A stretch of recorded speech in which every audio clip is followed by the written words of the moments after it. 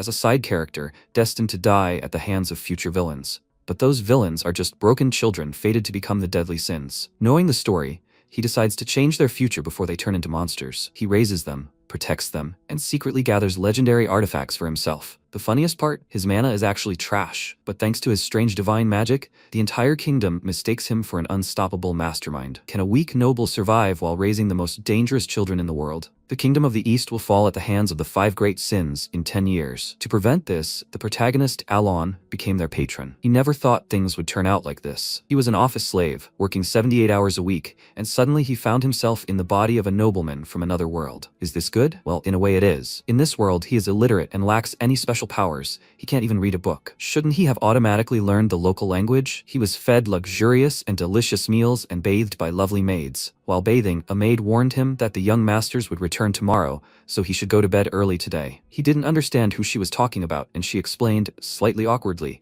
that she was talking about the young masters Leo and Tonio. Why is he asking as if he doesn't know his own family? He really didn't know them, but their names seemed so ominously familiar for some reason. And then he understood everything. He grabbed his head in horror and plunged into the water, wondering if he was in Psychedelia. Psychedelia was a famous RPG he played in his free time. The problem was that no matter which path he chose, as soon as the 5 great sins appeared, anger, greed, sloth, pride, obsession, the kingdom, the nobility, the cities, essentially everything would collapse. And among them is House Palladio. The eldest son, Leo Palateo, is the king of vice. The second son, Tonio Palateo, is a baron. They are a family of noble scum from a side quest that begins even before the main story. And Alan knew this place very well, since he had already completed a quest to investigate the dark deeds of House Palateo. This family is the first to be destroyed by the 5 great sins, and he turned out to be the third son, Alan Palateo. As soon as night fell, he lay down on his bed and began to pray for a return home, even asking for his 78-hour work week back. So what if he lives in luxury? He will die in 10 years. Why did he end up in the body of a fictional character without a single ability? Others are always lucky. And then an idea occurred to him.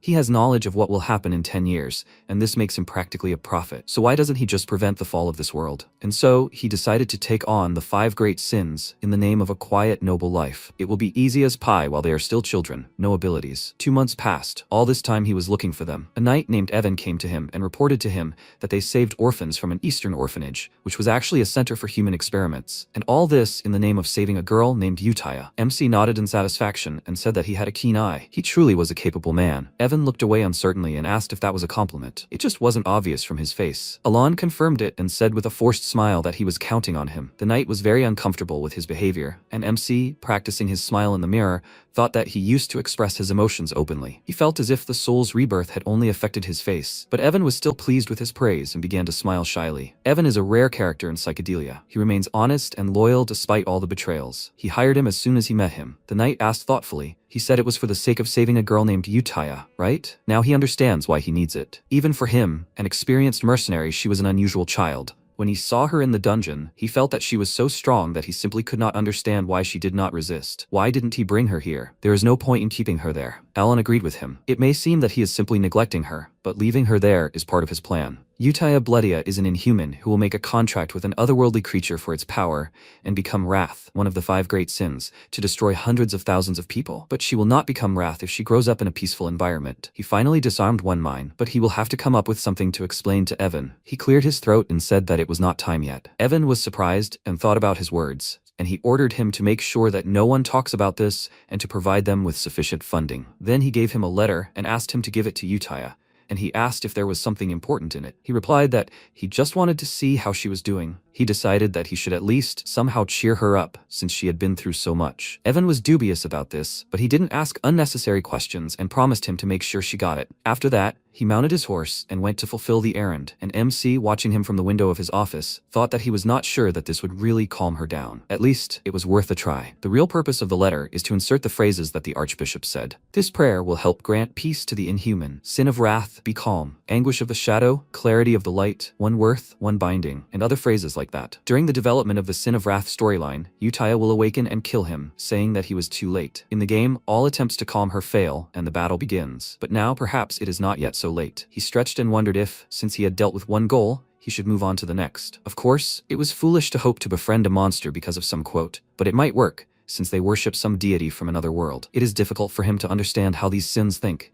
They are simply like fanatics. After some time, Evan handed Utaya the letter, and while she read it, He thought nervously that the mana he felt from her was simply incredible. She is a strange child, as if she has no emotions at all. She finished reading and clarified. He said that Lord Alon sent this, didn't he? So why didn't he take her? She released her terrifying aura, the feeling of which made him sweat. He was so nervous. The manifestation of mana in such a form is only possible in the realm of the Overlord. He remembered what Alon had said and nervously exclaimed that he had said it was not time yet. She immediately calmed down and, looking at the lines in the letter, lastly, bear this in mind. Anguish of the shadow, clarity of the light. One worth, one binding. She pressed the sheet of paper to her chest and said with a smile that this was a promise that only he knew about. Now she knew everything. Evan reached for the sword in fear, and she said that she understood what he meant. This is the sin of wrath, the daughter of monsters, and the bloody queen Uttaya. Meanwhile, MC tried to sleep and thought that he managed to prolong his luxurious life a little longer. Even the bright moon was on his side today. He would also try his best with the next child. Time passed. MC was doing his usual business. This time he was in the library. Several books fell on his head, and he cursed, quietly wondering if it really wasn't here after all. His head was already splitting from searching for clues about the third boss. Evan ran up to him and told him that they had saved the second child he had mentioned. He asked, hadn't he been extremely polite to him? He confirmed this and wanted to tell him what had happened after they had rescued him from the slave market, but suddenly Tonio burst into the library, kicking down the door. He immediately began to mock his brother,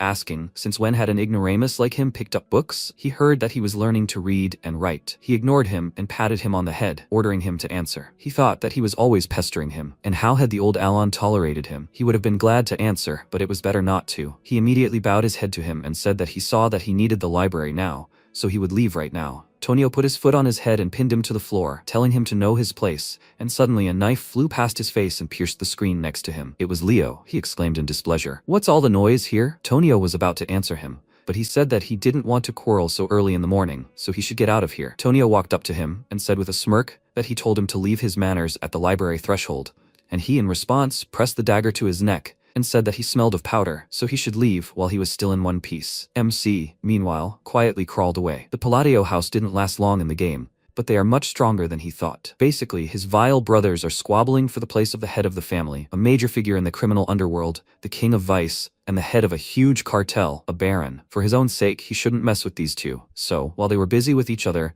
he crawled to the exit and Evan fixed his hair, and he thought that he was going to live a long and happy life as an inconspicuous weakling. Returning to his room, he immediately collapsed onto the sofa with a heavy sigh, and Evan continued where they had left off. He said that the second child also seemed unusual, and Alon turned to him warily. He fell silent, and wondered how he could have found out about the illegal slave market and secret biological experiments in another region. He seems to be having a hard time keeping his composure. He noticed that he was acting strange, so he sent the child to an orphanage. MC confirmed this with a bored expression and wondered if the child seemed unusual to him. It's not that simple. This child is a walking disaster. In a united kingdom of several nations, Kalian is the central figure. The one they rescued from the slave market turned out to be the second boss of psychedelia, Deus Macalian. After being sold into slavery and abused, Deus became the embodiment of one of the 5 great sins, the sin of sloth, and then destroyed kingdoms in the most horrific ways imaginable. It was the brutality of this part of the story that shocked many players. Contrary to his nickname, the sin of sloth was considered a very hardworking person,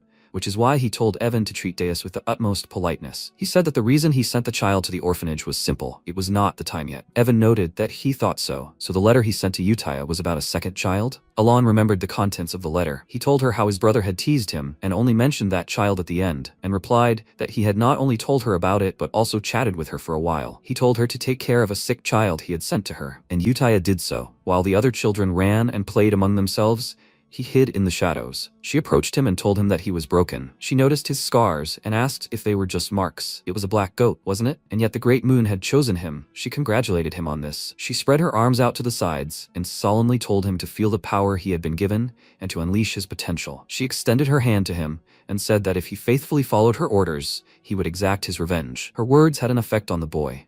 A multitude of threads sprouted from his back, spreading around the area. She took out Alon's letter with a satisfied expression and thought it was time to send him her first reply with a short greeting. Sometime later, MC was sitting in the library, looking for notes on the third boss, when suddenly his loyal knight burst into the room, saying that they were in big trouble. The second young master was dead. This news greatly surprised Alon, and most likely it was the work of those children. The day of the funeral arrived, everyone dressed in black, and came to see Tonio off. The head of the family even brought his mistresses to the funeral, and the whole time they whined about being bored. Listening to their whining, MC thought that he knew this family was not well, but this was just a disaster. Be that as it may, he never thought that Tonio would die from an accidental fall. He doesn't remember such an episode at all. According to the game's plot, he was supposed to die at Leo's hand for the title of heir. He was glad that he finally killed him after so many years, and now his face showed how happy he was with such luck. He at least tried to hide his emotions. The culprit was probably either Leo or his people. He glanced at Tonio one last time and thought that, no matter what, he only needed to deal with the 5 great sins. A year later, when the problem with the heir was solved and Leo took over the cartel, the county became calmer. Meanwhile, he and Utia established a correspondence. If he kept in touch with her, it would be useful in the future. In her next letter, she wrote that Yuna was very good at hide and seek, Hiden was good at war games, and Dace was quite quiet and calm, loved toys. The thought flashed through his mind that they were nice kids, and at the end of the letter, as usual, he saw the list of sponsors of the month. He was surprised to notice that the list had grown again. It was strange that such a small orphanage was getting more and more sponsors. Evan said it was still good. He had news about what he was looking for. The Information Guild reported that they had found a clue. He handed him the documents, and he said it was such a relief, and thought that it must be that ancient book about the third boss. He would finally find this guy too.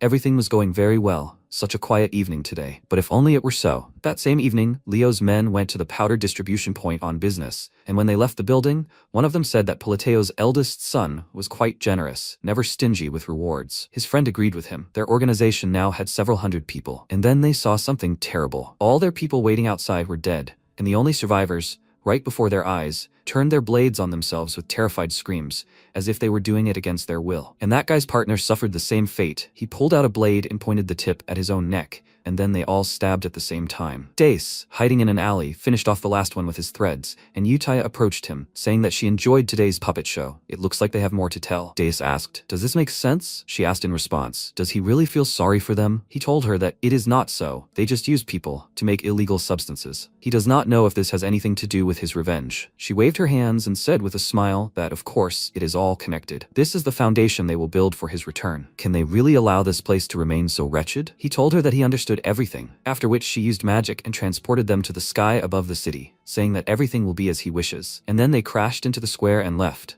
vowing that they were the blue moon, would become his sword, and left behind a moon sign carved into the square. Time passed, and Alon and Utia had been corresponding for 2 years now. Evan returned from another errand, barely dragging his feet from fatigue, and when he found him in the yard, he immediately collapsed and told him that they had also successfully sent the 5th one to the orphanage. MC was very happy with this news. In these 2 years, he had saved the remaining 3 sins. As a reward, he gave Evan cake and other sweets. He had trouble finding the 3rd one, but using his knowledge from the game, he was able to get Evan to figure it out. After the cakes, Evan gained strength, and Alon told him that he had done a great job. Now he could rest. He asked, "Isn't this all about the orphanage?" He confirmed it, and Evan sighed with relief, then lay down on the grass and asked, "Isn't he happy?" He sat down next to him and told him that he was happy, and he noticed that his face said otherwise. MC pointed to his mouth and said that he was smiling. The corners of his lips lifted slightly, and Evan said that he would consider himself happy. After that, Alon stretched and lay down on the grass, thinking that he didn't expect everything to go so smoothly. The bosses from the game became the 5 sins because of their terrible past.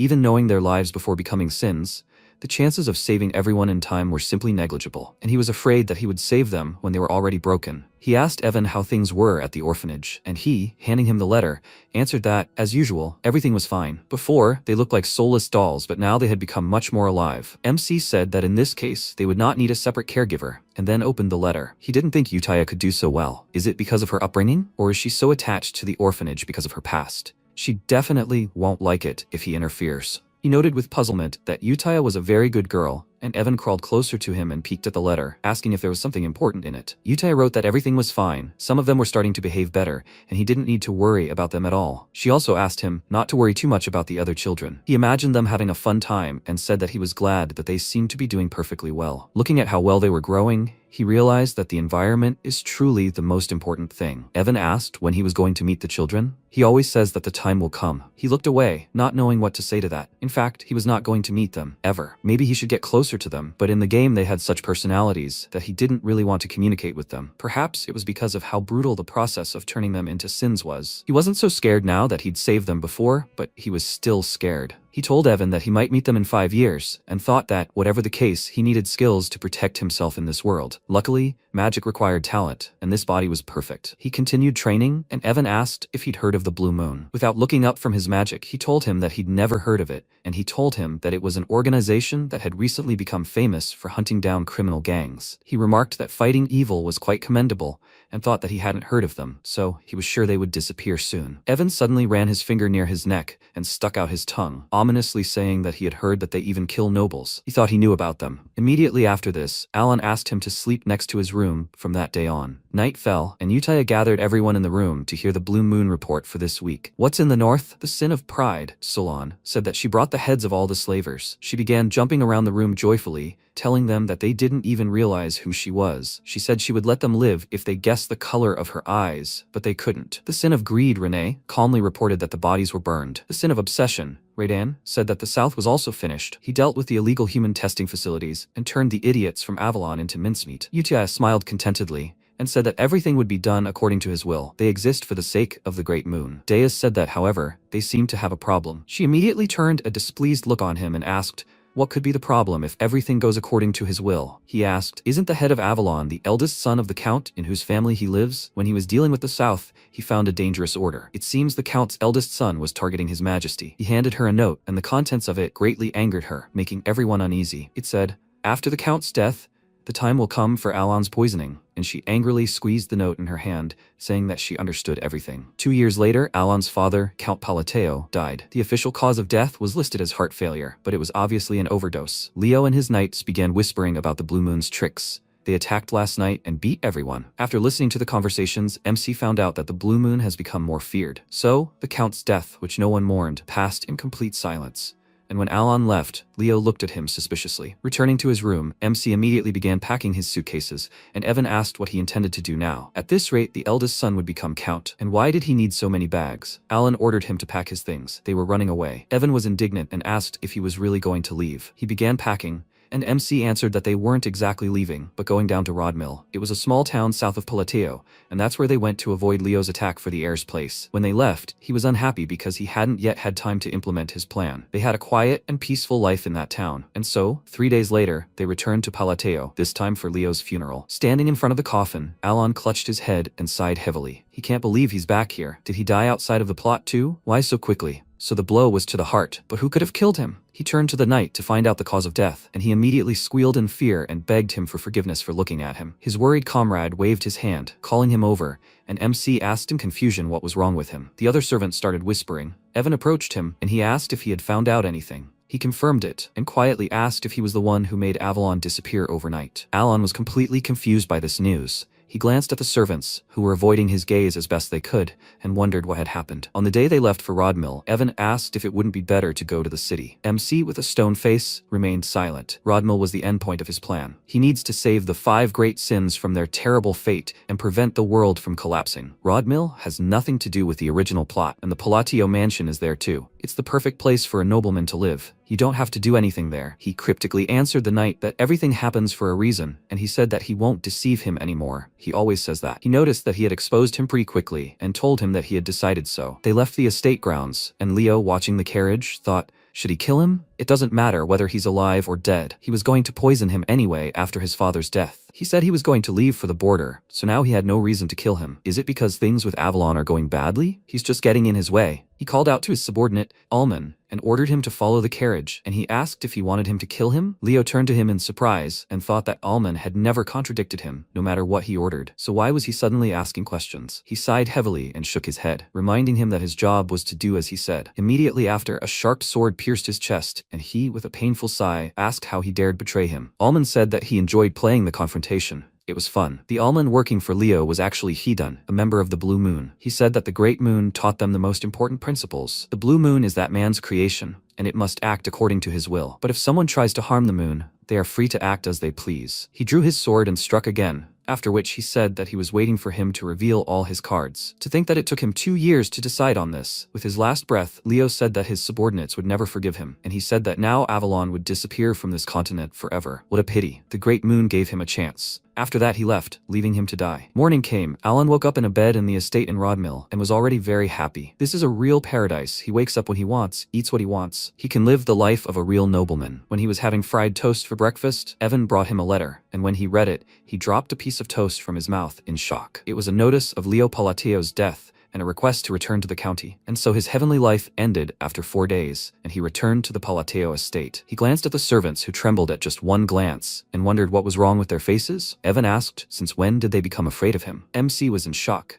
Now he had to deal with a new chain of events. This was just insane. They moved away from the main crowd, and Alon, with tears in his eyes, asked Evan to explain why he suddenly became a villain. He awkwardly rubbed his neck and told him that he was the only one who benefited from this situation. After they left the estate, Leo was killed, and he had the perfect alibi to become the Earl's heir. Avalon is no more, so with Leo's death, nothing will bother him anymore. This can only mean one thing. He smiled and declared that he was the Eminence Grease who organized Leo's murder. He asked discontentedly, and was he having fun? After that, he sighed heavily and wondered, where should he start? No organization is capable of eliminating a key figure in the criminal underworld overnight. He looked up at the night and asked, there is an organization that hunts other groups? He clarified, is he talking about the Blue Moon? He confirmed this and assumed that they were the culprits of Leo's death. But Evan said that the Information Guild told him that the Blue Moon had nothing to do with it. The Blue Moon leaves a trace at the scene of the murder. They say that the Avalon members were killed with a sword, so the road to hell is open. MC even shuddered and said that this is why he is considered the Grey Eminence who killed the Swordmaster. The Blue Moon, it turns out, was not involved. Weaklings who will disappear before the start of the main storyline cannot be behind this. Then who was it? Recently, Utaya called a meeting about the remaining traces. Renee told her that there was nothing left, and Solon said the same. There were only bodies. Deus returned and informed her that 486 Avalon soldiers remained,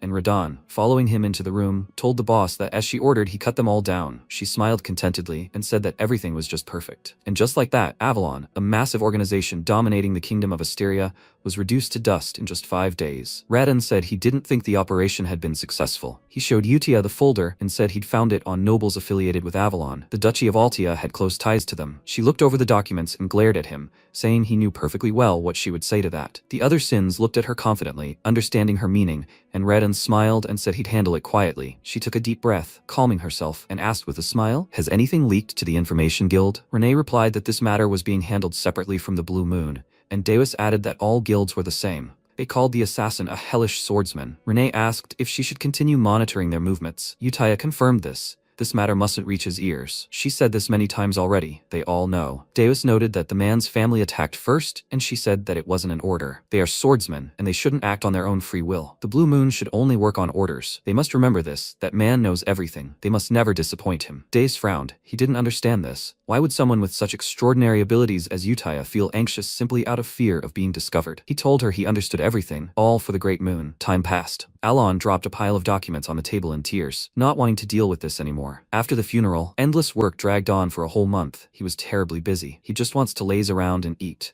Isn't that what nobles are for? He made enemies, but Leo was supposed to die only in 6 years. Because the order of deaths changed the course of the game, all the work fell on him as the heir. Several more servants entered the office with piles of documents in their hands, and he sighed resignedly. Why does everyone work like this? When the Count was alive, they were constantly shirking their work. Seeing his gaze, the servants became nervous, and thinking he was angry, they decided to work harder so he wouldn't kill them. Meanwhile, he thought, are the servants really that worked up over rumors that he's a secret assassin? They don't need to come so often. He's a former slave who just wants to do his job in peace. I wish they could handle it themselves, without his interference. Time passed, and after finishing his business, MC returned to his quarters. While he was training, Evan was frying potatoes in the fireplace and watching him, saying that it was simply amazing. He looked at the clots of magic flying all over the room and said that it was amazing that he had reached the 2nd level in just 2 years of self-study. He had tremendous talent. When did he manage to learn all this? It usually takes about 4 years to reach the 2nd level. Besides, magic often requires innate talent. Alon said that he really had talent and thought that he trained hard for self-defense because he felt in danger.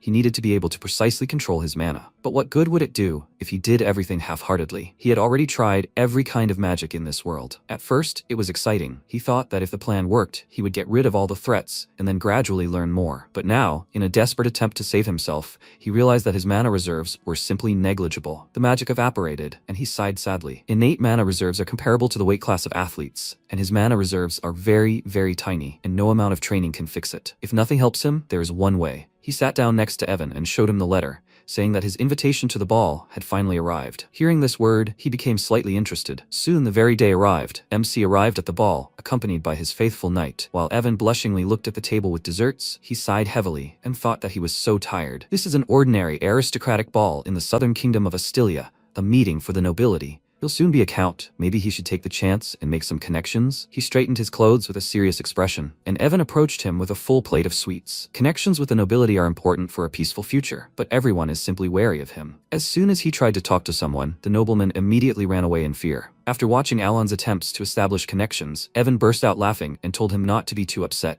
He frowned and thought that he wasn't upset. That was expected. He said goodbye to the knight and went in search of an interlocutor with a confident air, knowing that he knew they would look down on him because of his status. Unlike the time of his respected great-grandfather, the current Palateo family is full of troublemakers from the east. But he didn't come here without a reason. He will use the charm skill he had secretly honed. He approached someone's daughter and, taking a glass of wine from the table, told her that this drink was unique. He was especially struck by the aroma. It was inimitable. Then he looked at her with a smile and said that he would like to have a couple of bottles of such wine, she thought. A soft smile is an important social tool, but coupled with his deadly gaze, it only engendered fear. The poor lady shuddered at his expression. She broke into a run and exclaimed that she would immediately tell her father to prepare everything. He extended his hand after her, trying to stop her. This was not the reaction he expected. The nobles behind him began to whisper. Did he just force her to serve him a rare local wine? He was even worse than his late brothers. Evan patted him on the shoulder and laughed, and he thought that perhaps she was just very shy. Time passed. MC still had no chance to talk properly to anyone,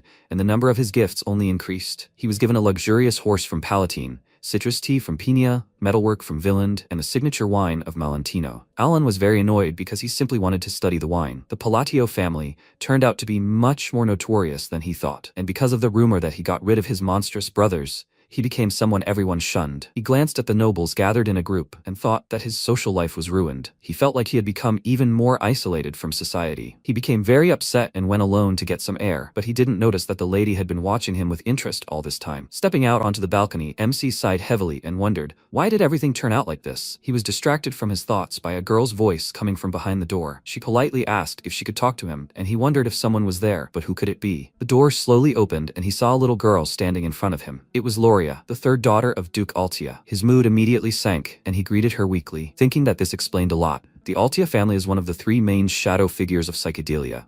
They are known as the Northern Troublemakers, and she is definitely not an ordinary girl. But why doesn't he remember her in the game? He doesn't think she even appeared in the game. She stated that she would be frank, let him lend her his power. His face immediately darkened and she said that the thing is, she will soon be killed. She began to tell him why she thought so, and he thought that until now, she had been protected, like the daughter of her father's mistress. But Duke Altia's condition worsened, and now her sisters want to get rid of her. It's not surprising that he doesn't remember her. She must have already been dead by that point in the game. Loria excitedly said that with his power he could help her, but he didn't even let her finish and firmly refused. She became nervous and said that she wasn't asking for help without reason. If he saved her, she would give him half of the Altia family fortune. He went to the door, not wanting to continue this conversation, and thought that he felt sorry for her. But he could barely take care of himself now. It was better not to give her false hope. Even if he wanted to help her, he wasn't as powerful as the rumors said. Before leaving, he glanced at her doubtfully. She stood with a dejected expression and stared into space. He sighed heavily, turned to her, and said as a parting word that something good would happen, and that he hoped she would find a reliable ally. He returned to the banquet hall, and Dace, hiding on a ceiling beam, glanced at him and told Renee that it seemed the Altia family had become close to the Great Moon, so they should convey good wishes to both them and the moon. She said that it was not worth doing so. According to intelligence, she was the only Altia not connected with Avalon. Therefore, she was the only one who was not Radon's target. Deus noted that this simplified matters. The rest of the Altia family would be dealt with, and Renee agreed with him. They would act on the moon's orders and focus on intercepting information to prevent Avalon's business from spreading unintentionally. Walking through the banquet hall, Alan sadly wondered why there was no one around. Maybe there was a barrier around him that was scaring people away? The lady suddenly greeted him, and he happily wondered if that greeting was addressed to him. Maybe this time he would be able to mingle with the aristocrats. He turned to face her, but upon seeing her face, he was surprised and thought, another shadow player? He had already seen her in the game. Of course, no one would have approached him first if he hadn't had some problems. He greeted her, calling her Lady Genonia, and she asked, so he knew of her? He answered that she was famous in many ways. In the kingdom of Asteria, there are three great shadow players, Altia from the north, Palateo from the east, and Genonia, the troublemakers from the west. And this is Count Genonia's eldest daughter, Kalia. If Palateo runs a gang, then Genonia is more like a cunningly managed crime syndicate, but he needs useful connections to lead the quiet life of a nobleman. For his own peace of mind, he cannot get involved with her. He complimented her, saying that she was beautiful, and she thanked him with a satisfied smile and invited him to talk. He told her he'd be happy to agree, but there were too many eyes around right now. He hoped he'd just leave quietly, and she smirked as she noted that he was just like the rumors said. She said goodbye, saying she'd be glad to see him again, and left. He watched her go, wondering what that meant, while Renee pointed out that the information on the Avalon case was well hidden, and Diaz mentioned a new problem. He glanced at the man sitting in the tree outside the window and said that he was still being followed. It looked like he was in the crosshairs. Renee said there were no new orders. They needed to continue observing and then eliminate unwanted individuals. The ball ended, and the next morning, MC went to the canyon, hidden under a huge barrier. Evan scratched his head in confusion and asked if this was really the place he was looking for. It was midday, and it was so dark inside. Alon clenched his fist in triumph.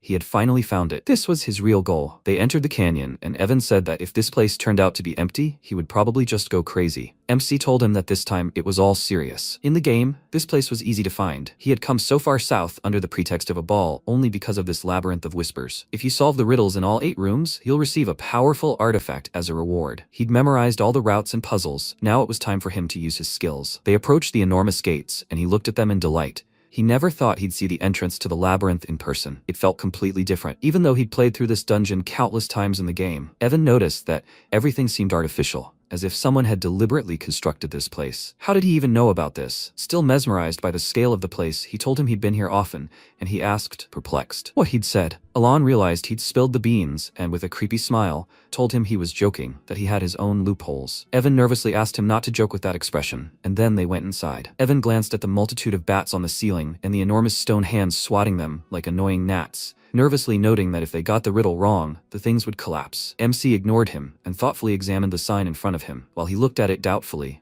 wondering how he could act so calmly in such a situation. He'd been working with him for 4 years, but he still couldn't figure him out. He was simply unpredictable, destroying criminal gangs, collecting random debts, rescuing orphans, helping slaves, sending meaningless letters. He hardly left the estate, but he seemed to know everything about this place. Alon turned to him with a smile, saying that the passage would open when the mechanism was assembled. Evan approached him and thought that the reason he followed the young master was simple. Everything he did, one way or another, led to a good result. But he wondered what he had planned this time. The door opened, and MC felt sick. He knew it wouldn't be easy, but going through it in person was even worse. He nearly broke his neck trying to figure it all out. They entered the treasury, shining with gold, and Evan remarked that it looked like it was finally over. Alon said that they would take the black ring and leave, and his knight, who had already managed to collect gold, said that it looked like the most useless thing of all. He tried the ring on his thumb and told him that if they took anything else, there would be problems, so he should leave it. He smiled slightly and thought that he finally received an oath of restraint. He laughed and told the knight not to worry, there would be nothing dangerous on the way back. He followed Evan out of the treasury and thought that thanks to knowing the route from the game, everything had gone smoothly. But someone was waiting for them. Evan nervously called out to him and asked if he knew the boulders inside the canyon were golems. He drew his sword, thinking that a new unknown enemy was the worst-case scenario. If only he could at least lead the young master to safety. But MC confidently stepped forward and told him that this time, he could handle it himself. The knight became agitated and exclaimed that whatever he was planning, they first needed to find an escape route. Otherwise, it was too late. All the golems targeted Alon, and as they charged, Evan shouted that second-tier magic wasn't enough, but he had no intention of using magic. He invoked the Oath of Restraint. His voice echoed throughout the canyon, and time froze, shrouding everything in haze. The artifact called him a fragment inheriting Nyakul's great will, and told him to name 2 restrictions it could impose. MC thought that, in the game, this part appeared as a choice window. This voice belongs to the Oath of Restraint. It's an absorption-type artifact that, as its name suggests, allows one to impose limitations on oneself in exchange for power. This voice makes the world seem almost real. He named the first limitation. When using magic, he will always display the gestures of Babylon. The voice asked what he wanted with this limitation,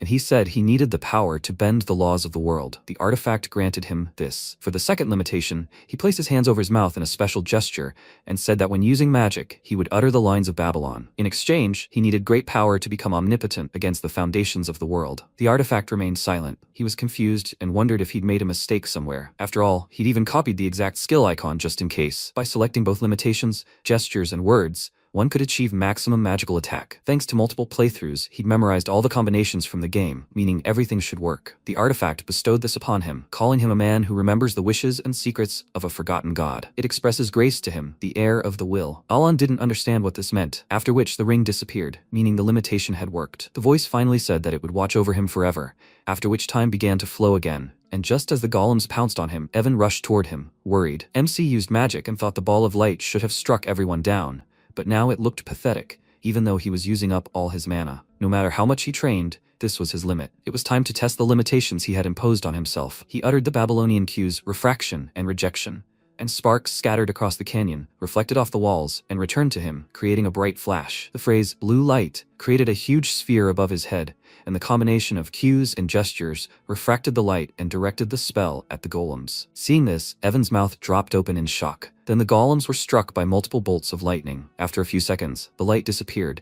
The golems bowed in exhaustion, and then their bodies began to explode from the inside. Soon they were finished. Evan looked at this pile of stones and cursed in surprise. They walked towards the exit, and the whole way he pestered him with questions. Was he hiding his power? In 15 years of working as a mercenary, this was the first time he had seen such a thing. Was he sure it was only second circle magic? He confirmed it. In fact, he himself was very surprised. He didn't know about such a thing. It didn't exist in the game. In the psychedelia system, magic could be enhanced each turn with gestures or spells. This time, he enhanced chain lightning magic with 4 spells and gestures in just 5 turns. Simply put, he simply used standard enhancements for a powerful lightning spell. But because of his limitation, he must cast spells when using any magic. Because of this, the enhancement must have happened more than once. And yet, who would have thought that the magic of the second circle would be more than enough? The result exceeded all his expectations, and that surprised him too. They finally got out of the canyon. Evan immediately sat down and said that it was more tiring than the battle itself. He looked towards the canyon and asked who had created such a terrible place. Alon thought that the Labyrinth of Whispers was actually called something else. A map of the area and a guide for passing it were on the forum. Players called it Phaleon's Labyrinth because he owned it. He mumbled thoughtfully that it was created by someone named Phaleon, and Evan asked what he said. He picked him up and told him that they should go east. They had worked hard for the last 3 weeks, and now they needed to go back. He wanted to check something. Evan noted that he was much more diligent than he appeared. They continued on their way. It was already completely dark, and MC, leading the knight to the horses, thought that if he matched the gesture to the spell's properties, the power would increase. And if he chose the right spell, the gesture's properties would be enhanced. That's how the rules of the game were supposed to work. But unlike the game, where the visual didn't change and only the stats increased, this time, he clearly saw the spell change shape with each new enhancement. Maybe his mana flow was meager, but perhaps he saw these changes because he had special control over it. He'll have to check it out when his mana is restored. Whatever the case, he's glad everything worked out. Renee was there the whole time, and when she was sure they had left safely, she decided to check that canyon. Entering the labyrinth, she saw a huge inscription on the stone and thought it was from the era of forgotten gods, glyphs of the Alaneth Empire. On one of the stones was written, "To my friend, doomed to betrayal, the coward Phaleon." Renee ran her hand over the glyphs and thought that the one who stopped the invasion of the black creatures and defeated Al-Aqualak, who devoured the hearts of the townspeople, was the great Emperor Phaleon. She gained all this knowledge because she was born with the ancient library after receiving a great mission. And when he whispered that the labyrinth was created by someone named Phaleon, she was surprised. She knew he was special, since the Blood Queen herself followed him, but she only heard about this from legends. And yet, she did not expect the Great Moon to be connected to Phaleon. What he whispered is not found in any book in the ancient library. Who is he? She emerged from the labyrinth and said with a smile that the Red Moon was right. She was ashamed of herself for blindly following orders. Hearing a rustle, she looked up at the tree and asked, "Did he obtain the information?" Deus told her he couldn't. The Dark One was dead. He'd simply lost his head. Renee said they'd have to report it to the higher-ups, let them sort it out. After that, they left. Meanwhile, in Genonia County, Kalia sipped tea and recalled her meeting with Alon, and thought it wasn't just a rumor. He had icy indifference, the abyss itself in his eyes. Strong then? Genonia County is strong, but he considers her powerful in circles, although she doesn't even appear in public. She approached her father and asked, "Isn't that amazing? He's the count here, after all." She snapped her fingers, and his gaze immediately clouded over. After which she said with a smirk that no one had ever guessed that she'd forced her father to play by her rules in order to become head of the house. How did he figure that out? It seemed he'd noticed the surveillance she'd set up on him. Suddenly, a knight ran into the office and called her worriedly, saying that she should look in her room. She went there and saw the guy she had assigned to spy on him, but he was dead. The knight said that judging by the fact that the seal was intact, the attacker did not know the secret. She was puzzled, noting that the attackers had deliberately staged it all, after which she grinned and asked where he got the information. He had noticed her main weakness at their very first meeting. Meanwhile, Alon and Evan were on their way home, and he couldn't fall asleep because he felt that someone was talking about him. Meanwhile, Loria was returning home in a carriage. She clutched the hem of her dress and said with a bitter smile that, as expected, he should not be underestimated. He is one of the most prominent people in the criminal world. He has cold eyes, just like her father's. He is one of those with whom one should not be hostile. He was her last hope, but he wouldn't agree to a deal that promised great losses, because all her assets and power had been taken away by her cunning brothers and sisters. The eldest son, Timilan, the eldest daughter, Mariana, the second daughter, Perina, and the second son, Kig. They took everything from her, and she had nothing left. She got out of the carriage and headed towards the estate, thinking that she had lived on her father's mercy, but now she didn't know what to do next. As soon as she entered, worried servants ran up to her and told her that Perina and Kig had ended their lives. This news greatly shocked her. These people, who would rather kill their own family, ended their lives. This simply didn't make sense. She asked nervously and with a note of hope, "What happened to Timilan and Mariana?" Immediately after these words, a terrified servant's scream rang out. She checked Timilan's chambers and saw him there with his sister. They had impaled each other on swords during the struggle and died, frozen in that position. Loria was in shock and completely confused as to what was happening. Meanwhile, Radan had sneaked out of the estate, successfully eliminating them and leaving. The estate was in complete chaos. The servants scattered in panic, but Loria remained in place and suddenly remembered Alon's words. Something good will happen. The true ruler of the Count's house, the one who had been hiding his claws, waiting for a chance to seize power. Now it was clear to her what he meant, and so, overnight, she became the sole heir to the duchy. She fell to her knees in fear and wondered with what monstrous devil she had made a deal. But now there was no turning back. What happens to those who betray him? There were too many such examples. She must follow her chosen path to the end. 2 months later, a man from Duke Altia arrived at Palatio with a gift. MC opened the box, and Evan noticed it was a bottle of Cernan's wine. He'd heard one bottle was worth several thousand gold pieces. He never thought he'd see it in person. There was a note attached to the gift, and Alon thought it looked like it was from Loria, the youngest daughter, and not from the Duke himself. But why had she sent it to him? He felt awkward since he couldn't help her in any way. He asked the man if he was sure it was for him. He replied that the Duchess had personally prepared the letter and told him to deliver it. Hearing Duchess, MC was surprised and wondered if that meant the youngest daughter, Loria, had become a Duchess. That very night, Loria was working in her office. Her status as a Duchess and the pile of work had given her a more mature appearance. Deciding to take a break, she stretched and thought that 2 months had flown by so quickly. After the funeral of her father, who died of illness, she underwent the succession ceremony and became a duchess. Previously, she couldn't even set foot in this office. The death of her brothers and sisters was terribly sudden, but suspicion fell on her. But she had an alibi. She was at the ball. A secret organization got rid of her brother and sister, and when she returned to the mansion, she was completely powerless. She realized this later and was amazed. Just think, he even turned this situation to his advantage. Outwardly, he refused her without hesitation, but behind the scenes, he pulled off an incredible trick. How many steps ahead had he calculated? She didn't even tell him about her father's funeral, not wanting to worry him. He must have helped her, because he needs Altia for some plan. And although she managed to unite all of Altia's subordinate organizations, this is still not enough to compare with the power he hides. This means he wants something from her. Palateo is a major figure in the criminal underworld, who rose to prominence solely through his own business. If she has one thing he doesn't, it's the ability to pull strings in the political arena. He needs Altia, but right now, she needs to focus on her own tasks. After all, the outstanding man will soon get in touch,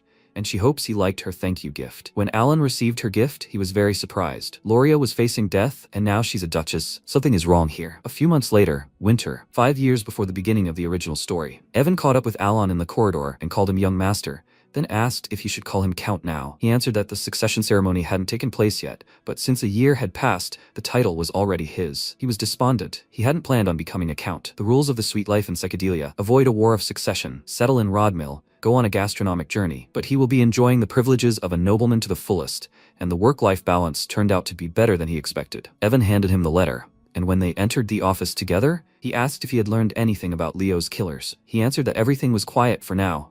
The Information Guild was investigating, so they would give them time. So what is his goal now? He doesn't think it's about revenge. MC thought that all these small differences from the original game were most likely caused by his actions, so he answered that he was simply prepared for any surprises. He noticed that he was now speaking like a real count, and he sighed tiredly and began to read the letter. Utia told him that everything was fine. Everyone was busy with their hobbies, especially Deus, whose puppet shows had reached a professional level. Solon loved playing with friends, and Renee was now sitting quietly reading. Alon smiled and thought that their monthly exchange of news had become a habit, and each time it warmed his soul more and more. He had never seen their faces, but the thought of them doing well involuntarily brought a smile to his face. He asked how old the 5 children were now. Evan noticed that this was an unexpected question. They were ready to go out into the world. Some of them had already left the orphanage. Those he had ordered to rescue were now about the same age. The image of sweet children instantly collapsed in his mind and was replaced by submissive adults. This made him a little uneasy, and he said that it was time to let them go. Evan asked if he hadn't gathered them together because of their emotional wounds. He answered that there was no need for that now.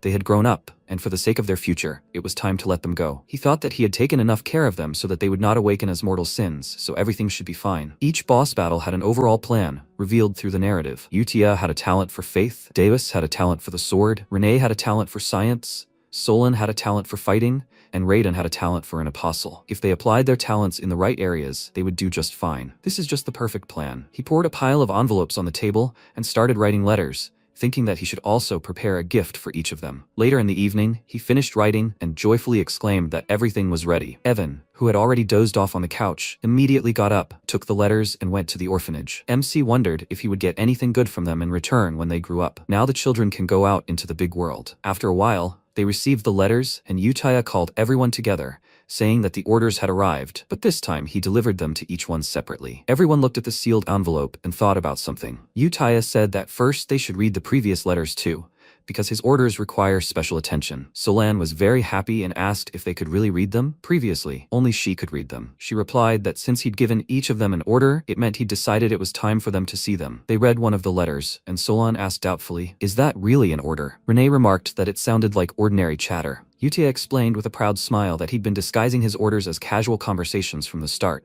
She showed them the first letter as an example, the one where he'd written about his bully brother. It was the first order after the welcome letter. He designated a target for elimination and given her a task, then ordered her to report back, which read, "I hope you'll report back to me what's going on at the orphanage every month." That's when he entrusted her with the blue moon, and he'd personally chosen each of them. Deus said he understood everything, that it was all to prevent information leaks, and Uchiha said they must clearly understand the orders and complete their training. He asked, then maybe they should visit him in person or use communication magic. Radon agreed with him. If the problem was information leaks, why use letters? Her face immediately became serious, and she said she hoped they hadn't forgotten that they simply needed to follow orders. Deus nervously noted her cold, unwavering loyalty and told her that he hadn't forgotten. After that, they all began reading the orders. Deus said he was told to go to Caliburn, the land of knights, and Solon, disappointed, said she needed to go to Colony, but she didn't like deserts. Radin said he had been given Raxath, a city of entertainment, and Renee told them she was told to go to Lartania, a labyrinth city. Utia, smiling, said she needed to go to the Holy Kingdom of Rosario. Everything they needed to do was written in the letter. Deus said he didn't know why, but he was told to become a knight,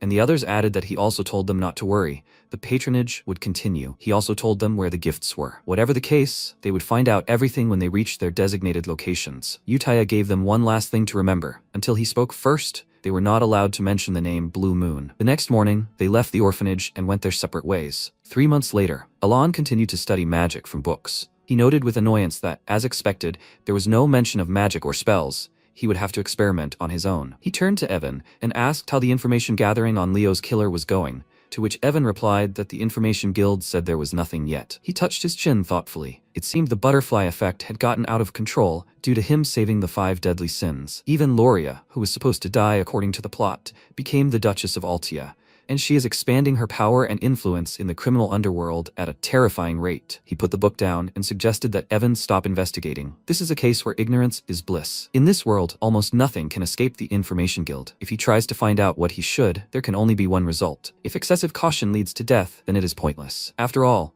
secret organizations will not harm him as long as he does not interfere in their affairs. They have no reason to attack him unless he himself does not interfere. He told the knight that there was simply no point in continuing, and he said that he would convey this to them. By the way, there's one more piece of news. It seems that Deus recently became a knight in Caliburn. Alon, as always, emotionlessly said that he was happy for him. 3 months passed, told the Count that Diotha created an entire knightly order, which surprised him. That means he must be at least an expert level. First comes the level of the swordsman, then the expert, and then the master. He reached this level Although not much time had passed since his appointment, Evan said that everyone was saying that the world would see the 5th sword master in less than 10 years. He asked if he was implying that he could become a Caliburn swordsman. He confirmed it. He really is talented. There must be a lot of commotion in Caliburn because of this. 6 months later, a year had passed since the 5 deadly sins left the orphanage, and just when he was getting used to the Count's work, Evan arrived with rather interesting news. It seemed that Deus had become a Caliburn swordsman and the 5th sword master. MC stared at him in surprise and after a short pause, said doubtfully that only true professionals can become masters. A swordmaster is a superhuman who has transcended the aura of the blade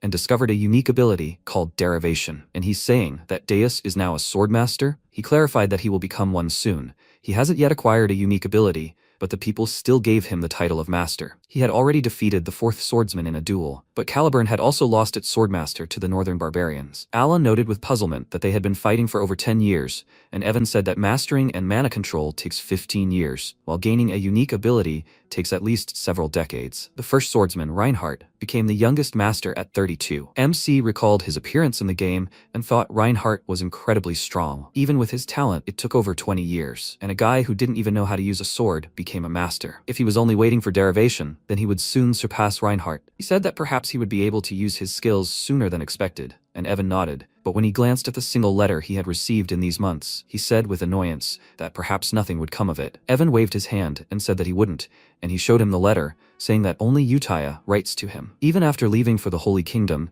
she regularly sends news about the deadly sins she grew up with. It seems they keep in touch. I wish they would thank him for the gift, although they haven't seen his face. He even felt a little offended. He immediately slapped himself on the cheeks, trying to get the thought out of his head, and decided to return to basics. He was already grateful to them that they didn't destroy the kingdom after they awakened. He glanced at this single letter and said that so far everything is fine with them. He is happy, and Evan patted him on the shoulder, trying to support him. Meanwhile, in the capital of Caliburn, in the central district of Kirdom, the residence of a high-ranking nobleman, a huge mansion where the famous Knights of the Solar Eclipse live. While the knights trained their captain, Deus watched them from the window of his office. He sighed heavily, and a girl passing by his window stopped and waved at him, calling him brother. He waved back slightly and smiled, then awkwardly coughed into his fist, getting his emotions under control. A whole year had passed, but thinking about it still made him uneasy. When he lost everything because of those black creatures, all he had left was uncontrollable rage and hatred. The fact that the Great Moon saved his life was not enough to swear allegiance to him, but he began to follow orders under the banner of the Blue Moon because Uttaya promised that he would be able to take revenge. Working for the Blue Moon, he went through many dangerous missions and training, but he did not take care of himself at all. For several years, he carried out missions, laying the foundation for the fight against those black creatures, and soon enough he received his first personal order. The Great Moon left him a gift in a small hotel in the south of Caliburn, in the first room. At first, the gift didn't really impress him, but when he saw who was inside that room, his heart started beating faster. In that unexpected letter, the gift from the Great Moon was the family he thought was lost forever, the one dearer than his own life. Seeing his sister, he immediately rushed to her, hugged her tightly, and burst into tears of happiness. His younger sister, whom he thought was dead, was alive. After enjoying the hug, he pulled away from her and asked what happened to her when they were separated. He wiped her tears, and then Shelley told him her story. When those creatures dragged her away, she waited a long time in the darkness for her turn. And when her turn came to die, someone came and pulled her out of there. Thanks to a flash of light, she was saved and survived.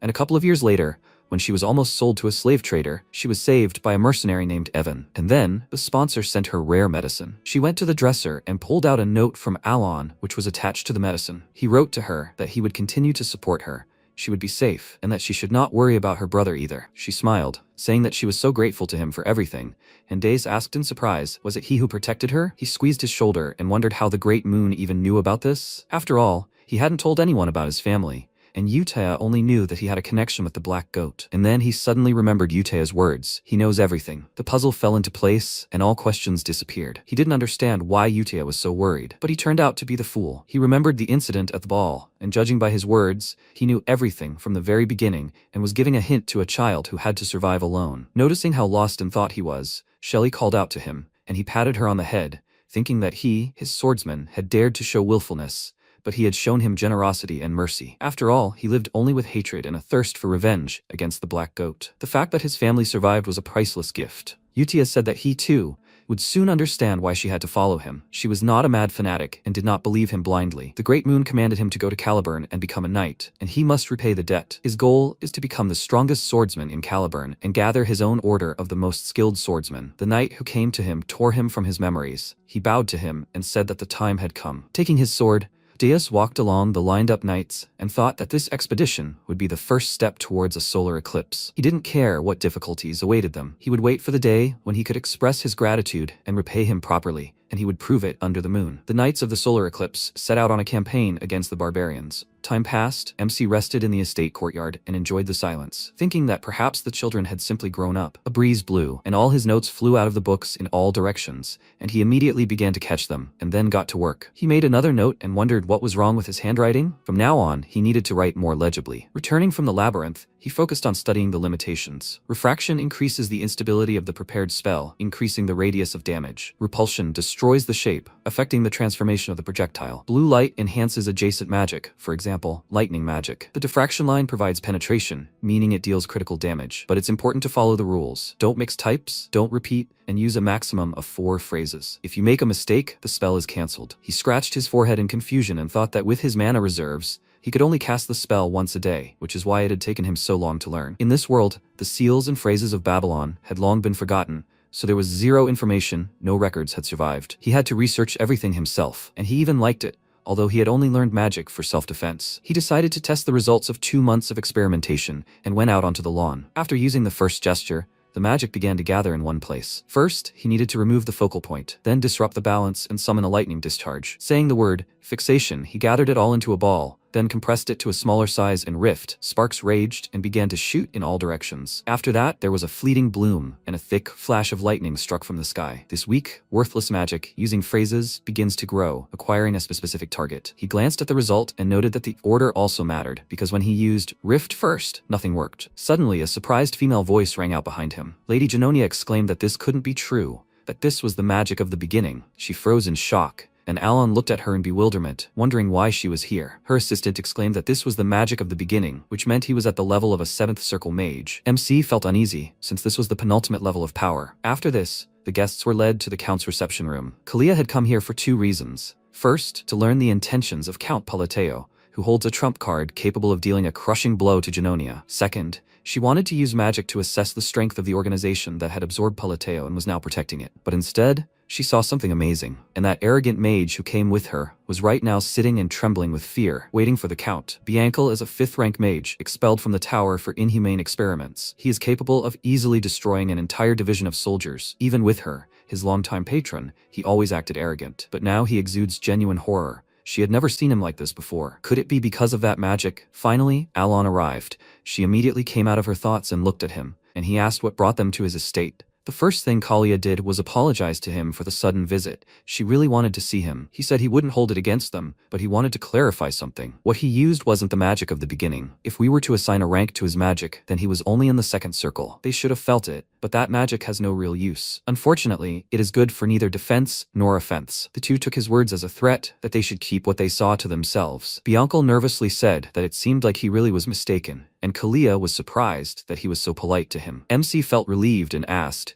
since the misunderstanding was cleared up, what was the real reason for their visit? Kalia told him that they were nearby on other business and just wanted to pay their respects. He clarified, does that mean there is no special reason? She confirmed this, and he said that unfortunately, he had business, so he could not devote much time to them. Kalia immediately stood up and said that she understood everything and was grateful that he spent at least this short time with her. Before she left, Alon advised her to visit the Duchy of Altia if she was looking for someone to talk to. He had a feeling that they would get along well. She frowned, then answered him with a nervous smile that since he said so, perhaps she really would visit the Duchess. MC walked them to the carriage, and when they left, Evan asked if it was Genonia. Why would a ruined Western family look for them? He answered that he himself did not know. Nothing came to mind. He thought that all this was so troublesome. If rumors spread that he used such magic, those hungry for power would not leave him alone. This was a world of dark magic, after all. Obviously, there was no reason why Genonia would seek a meeting with Altia, their rival in the underground. The main thing is that they leave him alone. Meanwhile, Kalia asked, was Count Palateo's magic really the magic of the beginning? Biankel, still under the impression, answered her that it was not so. The beginning is magic that creates its own laws based on absolute, immutable principles. It's a privilege granted only to the highest archmages. But the Count was different.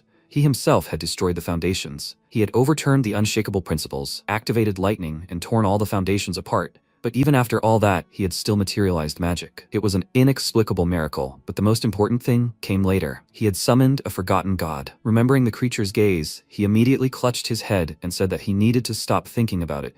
It was dangerous to go on. He had once earned praise for his pursuit of ancient knowledge, exploring what people called the magic of a forgotten era. So she should take his word for it. She would do better not to oppose Count Pelateo. She smiled nervously and noted that this meant there was no point in trying to understand his intentions. Perhaps it really was best for her to visit the Duchy of Altia. She had already become one of his pawns. 5 months later, 2 years had passed since the children left the orphanage. Evan entered the Count's office, and Alan asked him for news, preferably about the children. He replied that there was news, but not about the children. The County of Genonia and the Ducal House of Altia had formed an alliance. MC was very surprised that the two pillars of the underground had united, and Evan said that at first glance, everything was within the rules of the underground, but the information was confirmed. Alon clutched his head and thought about how much effort he had invested in the children, and now he would have to deal with a shadow alliance? Would the kingdom of Asteria fall? It couldn't be. Had she really taken his words seriously back then? He immediately dismissed the thought. This was probably a temporary alliance. With Kalia's cold and arrogant nature, this is impossible, and yet, just in case, he should be prepared. He decided to write her a letter of apology, that he may have seemed rude and distant, and so on, hoping that it would not sound too much like an excuse. After finishing, he handed the letter to Evan, and he said that he would pass on the letter to Lady Genonia through the Mercenary Guild and continue to keep an eye on the children. He left, and MC became curious about what Radan and Solon were doing now. Even the letter from Utaya said that the two disappeared as soon as they reached the place. He hoped they were okay. If Solon received his gift with the letter, she could have acquired the symbol of the warrior. It is a glove that, when worn, increases the chance of a critical hit by 20%. And the description for it reads, if she did not bear the sin of pride, she would have become not a fallen sinner, but a great warrior. He even told her about a hidden treasure that she could use if necessary. With her talent, she could earn a living. After all, this is a country where the world can be conquered by force. Meanwhile, in a desert country called Koloni, Solon was now wandering in one of the caves. She stretched and said that the test was finally over, after which she looked at her glove and thanked the great moon for this gift. She thought that the essence of this glove was just some kind of talisman. What she heard as a child was not a fairy tale or fiction. Her mother told her about the Lord of the Golden Mane tribe, that they were his descendants, the kings of all beastmen. The main thing for the Golden Mane tribe is a legendary relic. Passed down for hundreds of years, it grants them strength and divine authority. She received this treasure and passed all the trials and challenges in her world. Now one thing is clear to her, the great moon is her patron, and he saved her life, granting her the power to avenge the black dragon who killed her parents. Now she must repay him for this favor. A flame flared from her glove, and she waved her hand with abandon, thinking that surely the true meaning of the gift was not for her to become a simple warrior, but to become the strongest gladiator alive, to gather the scattered Golden Mane tribe and restore them to their glory. And with this power, she would slay the black dragon. She left the cave and looked at the moon, whispering that all this was for her savior. She turned and headed deeper into the desert, thinking that the Golden Mane tribe, the greatest of all beastmen, would rise again under the blue moon after 500 years. Time passed, and Evan came to Alon with news of the children the guild had found. Solon is doing great in Koloni. They even nicknamed her the Golden Flash. MC was puzzled, noting that he'd heard that somewhere before. In any case, he was glad she was doing well. Evan agreed with him. In those lands, power opens all doors. He asked, what about Radan? He hadn't written since he said he was learning to work in Raxath. He told him there was something, but the data was still being verified. Alon suddenly asked, shouldn't he be busy? Evan looked at him with fear and asked what kind of passive aggression this was. He did everything he was told. MC said that he needed to prepare. The journey to the Magic Tower would take at least a month. He immediately jumped up and exclaimed that he hadn't even heard of this tower. And he asked, didn't he tell him about it? Evan sighed heavily, saying that he was already used to it, and yet, a whole month to get there? It's only a week's journey to the Green Magic Tower. Alon told him they were going to the Blue Magic Tower, and he said he understood everything now. It was near the labyrinth, so it was a long way. He headed for the office exit, saying he'd start packing right away. When MC was alone, he stretched out on the couch and sighed heavily. Just the thought of having to ride in a carriage for a whole month made him tired, but it couldn't be helped. The item that would help his tiny mana reserve was right there. The labyrinth brought back memories. He'd spent a lot of time there in the game. The labyrinth in the city center is the main character leveling location in Psychedelia. The deeper you go, the higher your level, and the better the loot. However, although many players have been the labyrinth, no one has ever reached the end. One player even reached the 150th floor using cheats, only to discover there were many more floors below. Just like in the game, relics and artifacts are constantly being discovered there. So the profession of magic appraiser is wildly popular and guarantees a comfortable life. Renee said she would soon be taking the appraiser exam, and with her talent, she would pass without a problem. But he feels like his gift to Renee is too small compared to the others. This thing only helps appraise equipment. He will need to help her if the gift is not enough. The labyrinthine city of Lartania is a city ruled by no one, a city of explorers and mercenaries. After passing countless shops, in the corner of the southern district, you can find a secret appraiser's shop called Merd. This shop, which quietly gained popularity thanks to its unique services, served mainly nobles and A-rank explorers, including the Lord of Lartania. Renee, who was working there, had just finished appraising his item. This device ignites a flame using mana. The Lord thanked her, and, upon closer inspection, discovered it was a relic that could be imprinted. Renee explained that the artifact could only be improved in this way. A drop of mana would sustain the fire for at least an hour. The Lord smiled and happily noted that the effectiveness had increased significantly. He left, thanking her, and when she was alone, she removed the mask from her face and sighed. She turned around and noticed an item that could also be imprinted, and she said about it. The reason this corner shop was so famous was because imprinting was a gift from the Great Moon. She entered the dark room where the imprinting device was located, and she had already used it 247 times out of 500. When he first told her to become an appraiser, she didn't understand why. The Great Moon was a friend of Phalion from the Age of Forgotten Gods. She understood that all this was for the sake of exterminating the black creatures, but she simply didn't see the connection between the order to become an appraiser and the goal. When she arrived in the city, she constantly wondered how this job would help kill the black creatures. But as soon as she saw his gift, she understood everything. The Eye of Insight quickly identifies items below a certain threshold of mana, aiding in appraisal. As soon as she touched the eye, she realized that this thing was different. Its essence wasn't even in the library. When the shackles were removed, the seal was also removed. To gain the power to fight the black creatures, she must awaken this item. It was an ability that required sacrifices, and now the eye had imprinted itself on the item, increasing the number to 248. She glanced at the seal with a smile, and thought that she needed to make another 252 sacrifices before fully awakening it. In exchange for increasing the relic's stats, the eye absorbed something from it, essentially causing it to transform. The eye only reacts to special, high-ranking relics. If the wrong item is sacrificed, the power disappears. Only she can accurately evaluate all the relics and select high-ranking victims for imprinting, for she was born with the Library of Eternity, and all for the sake of killing the Black Wolf, all according to the will of the Great Moon. 3 weeks later, the Blue Magic Tower. As soon as they arrived, they went to meet with the head of the tower, but he was not there. Instead, they were met by his deputy, Phenia Chrisen, a mage of the Sixth Circle, and she was not very friendly. She told them to state their reason for coming and leave, as she was busy. Alon thought her face looked familiar. He had seen her in the main story, but for now she was only the deputy. She was a genius like few others, and she reached the 8th Circle at the age of 20, and then became the head of this tower. Not only is the Magic Tower powerful, they have monopolized the production of certain important goods, elevating their status to that of nobility. Although the authority of a deputy head who has surpassed human limits must be very high, this is already too much. He introduced himself to her and said he came to talk about the time gate, and she, without looking up from her work, asked, "So what next?" When she stated that she could close the time gate, she froze. The time gate is a rift connecting to a mysterious subspace, appearing where magic is frequently used. This causes anomalies that cause enormous damage. Phenia assessed his magic and grimaced, muttering, how on earth was he going to do this with such pathetic talent? She waved her hand, shooing him away, and he became worried, because everything must be different. He said he needed an answer, and she asked irritably, is he going to close the time gate and take the treasure? She slammed her palm on the table in anger and exclaimed, does he even have any idea how many people come here with this every day? He told her he was telling the truth. Let her take him to the gate, and he will show her everything. He was upset that she didn't believe him, and she rudely said that she understood that he needed something grandiose to change public opinion, because people were starting to guess that he only became an earl by luck when his brothers died. However,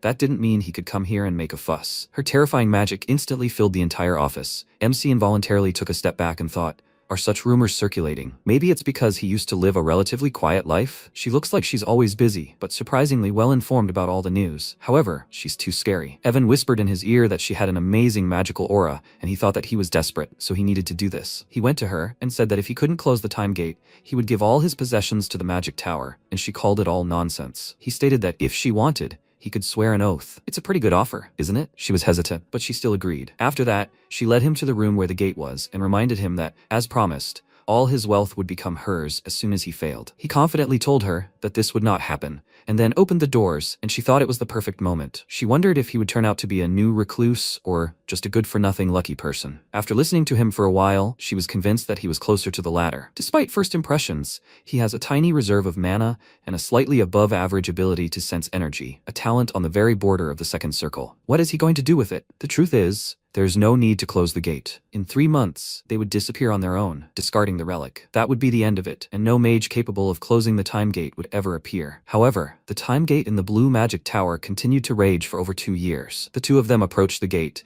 and she said that if he couldn't do anything, then he should leave the room. Noticing how he touched his index finger, she asked irritably, is he planning to use his hand as a conduit instead of a staff? Even ancient magical tomes classified this as a primitive method. It was a method considered practically a fairy tale. She continued to dissuade him, not at all believing that he would succeed. And then Alon uttered a word and time froze. Phinia was terrified, realizing that it wasn't she who couldn't move, but everything around her had frozen. She glanced at Alon with a spell assessing magic and saw an unknown, terrifying creature above him. It opened its eye, staring straight at her. The eye sees the very essence of the unknown. It's simple. But she mustn't think about anything under any circumstances. She was very scared. Her thoughts couldn't calm down. They flashed through her mind, constantly changing. At the same time, she tried to curb her feelings, shut up the voice in her head, but she couldn't. The creature extended its hand to her, put 2 fingers together, and ordered her to maintain absolute silence. The voice in her head immediately died down. She understood the creature's demand. After that, it closed its eye and evaporated, and she could finally move. MC turned to her and said that the gate was closed. He would take the relic from here. He thought that it was a trifle for him. He only needed special items. He would still need it, so he used a suggestion spell. He wondered if she believed him. Phinia, grinning with fear, said that she would not tell anyone about this, and he wondered if his bluff had really worked. He walked towards her and said that he appreciated it, but there was no need. She immediately backed away from him and exclaimed that she would keep quiet.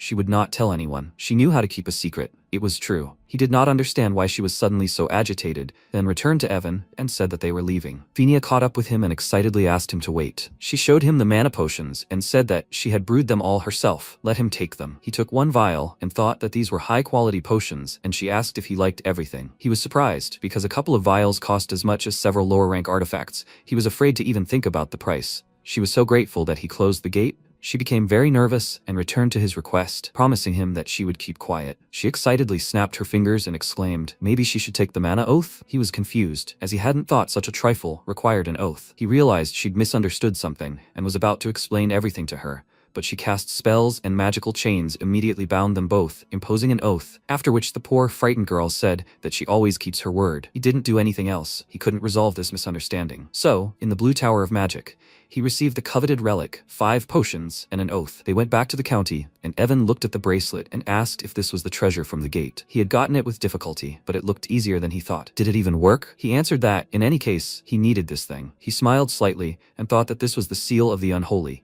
He was glad that he got it without any problems. The stone in the bracelet absorbs mana from the air and stores it. It works perfectly. The capacity is small, but for his crumbs, mana is more than enough. He glanced out the window and thought with a heavy sigh that his body has less mana than this thing, but his goal is exploration and survival, not battle, so this will be enough. Now he wonders what she was thinking. This sudden politeness is suspicious. She even came out to see them to the carriage, and he, to avoid misunderstanding, said that he was a mage of the 2nd circle. She smiled nervously and said that he looked exactly like a mage of the 2nd circle. Of course, this could not be fixed. Last time Kalia reacted the same way, he was still worried. But it does not matter anymore. He will not see them again anyway, so everything will be fine. He noted that the weather is fine today, and Evan agreed with him. Meanwhile, in the Duchy of Altia, Loria met Lady Genonia and said that they had not seen each other for a long time. She should make herself at home. Kalia smiled and replied that she hadn't changed a bit and was glad to see her. Loria remarked that it was convenient that they didn't have to share power or discuss status, and she agreed. Count Palladio's insight was astounding again. She recalled his words and thought that by following his advice,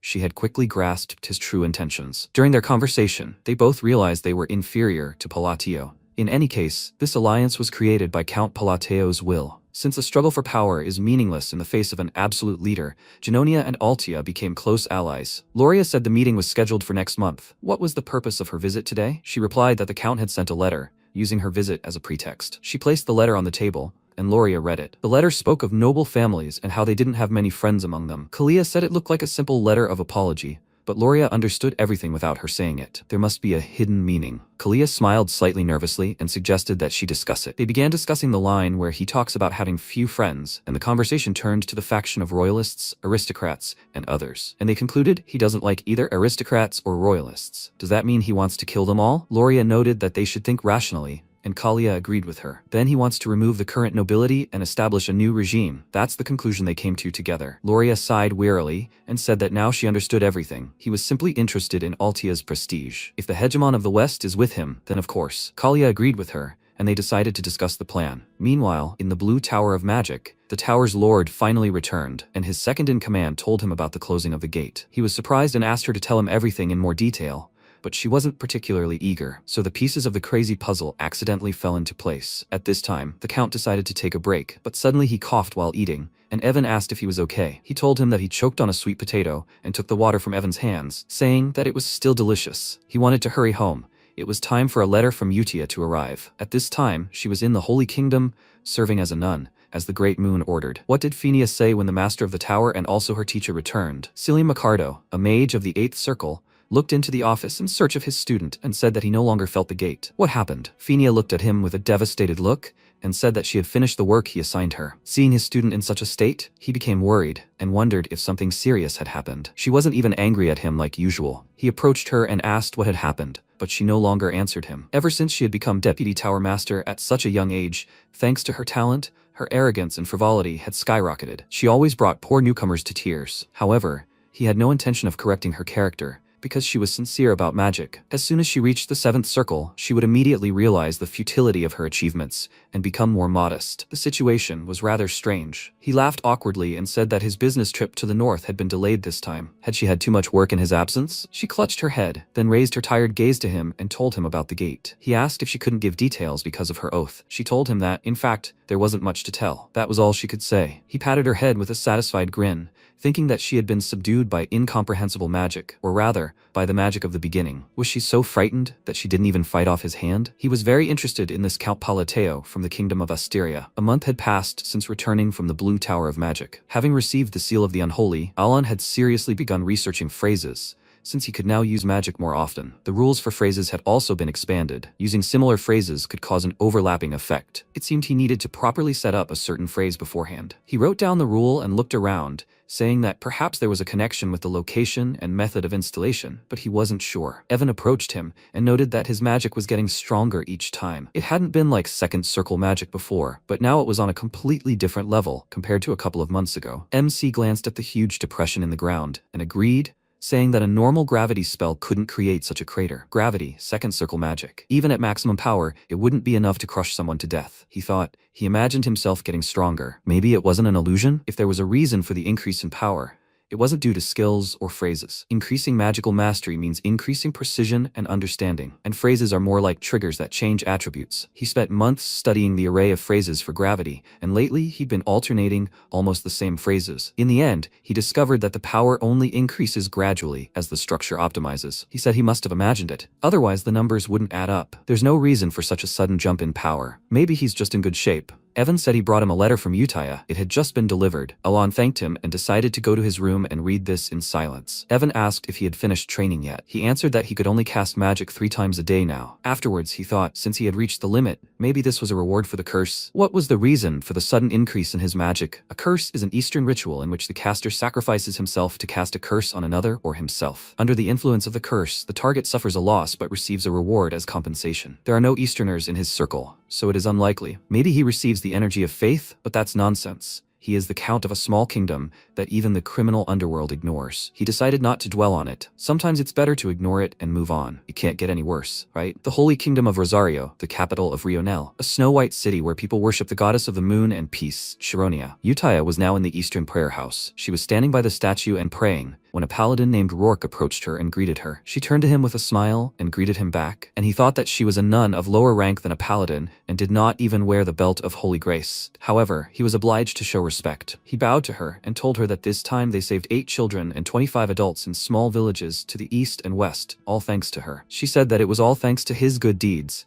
to which he replied that it was she who guided him, an ignoramus, and he would always be grateful for it. He spent 20 years in despair because he did not even feel the divine power, and when he was on the verge of giving up, she came to him and said that if he thirsted so much, then he should try to believe in the moon. He didn't understand what she was talking about, and she said he would understand when he tried it himself. He was so desperate that he was ready to do anything. He prayed for several days, as she ordered, and miraculously mastered divine power. He was so happy, but he succumbed to a momentary temptation and believed in the moon, not the goddess. He was afraid that he had stepped onto the path of heresy. However, all power bestowed by the gods is one. Even the artifacts of the goddess shone in his hands, confirming his divine power. One day he asked her why she told him to believe in the moon. She answered him, because faith is born from an invisible conviction, but takes time to manifest. It is much easier to draw strength from something that really exists. The moon will always be with them. He looked at the sky and said that he understood, because the goddess is the moon itself. This is a way for people of little faith to find firm faith. He bowed to her and thanked her with all his heart, and now she offered him to pray together if he wanted to express his gratitude. He answered her with a smile that he was ready to do it again and again, and she noticed that he had come just in time for prayer. There were already so many people there. They entered the temple. Utia walked along the rows of gathered believers to the altar, after which she opened the book and waved her hand, inviting them all to pray to their lord, the great moon. Utia Bledia, now a nun of the Holy Kingdom of Rosario. MC read her latest letter, but there was nothing special in it either. Just the usual news about life, which means everyone is doing well. This is of course great, but still, he is a little sad that he hasn't received a single letter except from Utia. Although they can understand, they haven't even seen his face. For them, he is just a guy to whom they are grateful, or probably even just some random kind person who helped them. In any case, he achieved his goal. He kept them on the right path, and they will not destroy the world. There is nothing to be sad about. He tried to calm down, but he was still sad. Utia was probably busy, but she still sent him letters every month. He raised 5 children, and only the eldest appreciates his efforts. He almost shed a tear from sadness, and suddenly Evan appeared from behind the couch and asked if he was busy. He almost screamed in fear, then awkwardly cleared his throat and asked, "So he was here all this time?" Evan told him that news about the children had come from the Information Guild. He was going to pass it on to him right away. He approached him and said that there was news about Radon, whom he asked about last time. He was now a pirate. This news was very unexpected for him, and he asked him to tell him everything in more detail. Evan said that Solon and Deus had the most rumors. They say Solon has already won 32 victories in a row, and to challenge for the title of Baba Yaga, she needs 100. Alon was surprised and asked, "Who is the fighter with the longest winning streak?" He answered, "The Lion King, with 41 victories." He thought, isn't this that cool character that temporarily joins your party in the game? Coloni has so many monsters that they rely on fighters as their military might, and she's almost reached the top. Evan moved on to the news about Deus. Rumor has it that they destroyed one of the 8 barbarian chieftains, Kurga of the Snowfield. They are monsters who became superhumans through rituals. He knows them, right? MC thought he knew them too well. In the game, he had to fight barbarians and even deal with their god, Alturtus. He's glad he doesn't have to deal with that. Alturtus appears only after the descent of the 5 great sins. Going through that episode was a real headache. He said he thought Deus was no longer a worry, and Evan said that after such a feat he was treated like the first swordsman, Reinhardt. This made Alan curious, and he thought about meeting him in person. That would be nice. Evan said that Renee, who had become an appraiser, was said to cast black seals that enhance the power of artifacts. MC noted that she was doing quite well on her own, but the most important thing remained. Expecting the worst, he nervously asked, what about Radon? Had he really become a pirate? Evan asked if he had heard of the 7 archipelagos off the coast of Rax. Great pirates live there. They say he became a captain and rules the largest of them, the first archipelago. Alon clutched his head in horror and thought that this couldn't be true. He had sponsored the child for years. He just wanted him to grow up happy and live a normal life. And he became a pirate? This is just a mockery. He can't believe that this pointless internet post actually became his reality. He was very upset and said that's not why he sent him there. Radon is excellent at detecting enemies. As a representative of the rare race of the sea god, he is at home in the water. The sea is full of rare artifacts, so he advised him to become a treasure hunter. It was a promising career. He specialized in finding enemies. Evan decided to cheer him up and said that if he is a great pirate and captain, then, in fact, he is the lord of this island. He is a truly important person. MC was still upset and wondered how Radon managed to dethrone the captain of the first archipelago. All the captains there are superhumans, and the pirates of the 7 archipelagos are invincible in sea battles. Did he really manage to collect the best ancient artifacts? He wasted a lot of time playing the treasure hunter minigame to get good equipment. Did Ree really become a captain only because of items? He covered his face with his hand in disappointment, and thought that he knew that everything in this world was not going according to plan. But for some reason, his soul was so bitter. His child became a pirate, and the realization of this completely despaired him. The heart of the Duchy of Korkia, the great sea city of Raxath, and in the waters before it, 7 pirate paradise islands stretched. The largest paradise among them is the first archipelago. Once upon a time, a captain ruled here who received the blessing of the heavenly king through sacrifice, the great pirate, the red assassin, Alcraid, and whoever defeated him became the new captain of the first archipelago. Radon surveyed his domain from a high tower and smiled, but one thought still bothered him. He scratched his head in confusion and wondered who the Great Moon even was. Before, he hadn't cared. He hadn't really thought about it. At first, he was only grateful to it. He would have died a slave to the experiments, but thanks to it, he met Utia and even awakened his abilities. To be honest, in the Blue Moon, he was just following Utia. So when a direct order finally came from the Great Moon, he didn't understand it. Was there even any point in becoming a treasure hunter? He even found it disgusting. On an unknown island, his peaceful family was slaughtered by these black creatures. On the continent he barely escaped to, hunters killed his exhausted parents and sold him into slavery. He didn't think that being a treasure hunter or this gift would help him achieve his revenge. He decided to pretend to obey and went there. He saw a ship making noise and setting off fireworks, and the faces of the sailors were very familiar to him. They were wanted, and more. These pirates, enjoying themselves on their ship, were the ones who killed his parents. Only a chosen enemy can receive the blessing of the Heavenly King through sacrifice. Long live the chosen captains of the 7 archipelagos. That's what they talked about while gulping down their drinks. Radon's gaze immediately turned murderous, and he thought that these idiots really managed to seize that power. The Heavenly King? They were deliberately talking nonsense. Through a sacred ritual using a body part of a member of the sea god race, they gained the power bestowed only by the sea god, declared. Every captain of the 7 archipelagos used this. These hunters deliberately divided the remains of his parents into 7 parts. At that moment, he was overcome with intense rage, but a question also arose. How did the Great Moon know about this? After all, he had never spoken about himself before. It was as if the Great Moon itself had orchestrated everything, created an opportunity for revenge so as to keep his word. He couldn't take revenge directly then. After all, they were superhumans wielding the power of the sea god. So he left with the thought that if all of this was predetermined, then this gift also had a reason. The Great Moon had surely calculated everything, prepared the foundation for his revenge. When he found the gift, he immediately decided to test it out. He ran and jumped from a high cliff straight into the sea. The relic immediately activated, and the glasses appeared. The Great Moon's gift was the Amrita glasses, which allowed him to easily locate relics in the depths of the sea. The artifacts he found compensated for his lack of brute strength. He realized it was foolish to simply feel gratitude. The Great Moon fulfilled its promise. It not only brought the target of his vengeance directly to him, but also granted him the power to accomplish it. Having recovered several treasure chests from the seabed, he fully understood the meaning of the letter's command. The Great Moon's true intention was for him to seek revenge and seize power over the 7 archipelagos. And he remembered Utia's words, "Never forget that everything is for the Great Moon." The phrase, which had previously been empty words to him, gradually transformed into an unquestionable belief and was carefully engraved on his heart. Everything is for the Great Moon. 3 months later, when the stifling heat had subsided, autumn arrived, the time when Asteria holds the Great Gathering, which happens every 2 years. Alon was also forced to participate. They were heading to the meeting place, and the whole way he was whining about how much he hated it all. 2 carriages pulled out from other roads adjacent to the main one, and Evan, glancing at them, told the Count that, as usual, the Krild and Edorn families were also involved. MC was irritated by all this, but such were traditions. You need to unite in groups to fight off bandits. And when they reached the inn in the evening, he realized one thing. Nobles are much worse than bandits. The 2 immediately started attacking him with questions, not letting him drink in peace. They wanted to know why he only had 1 guard. The rumors were true. He really had snuck south. He was very irritated by all this, but he needed to control his temper. It would have been better if they gossiped behind his back, although it was logical that they would think so. After all, the Palladio family's notoriety rested on their control over the vast eastern criminal underworld and the wealth accumulated in that very underground, but he was satisfied with everything, so he abandoned the shady dealings.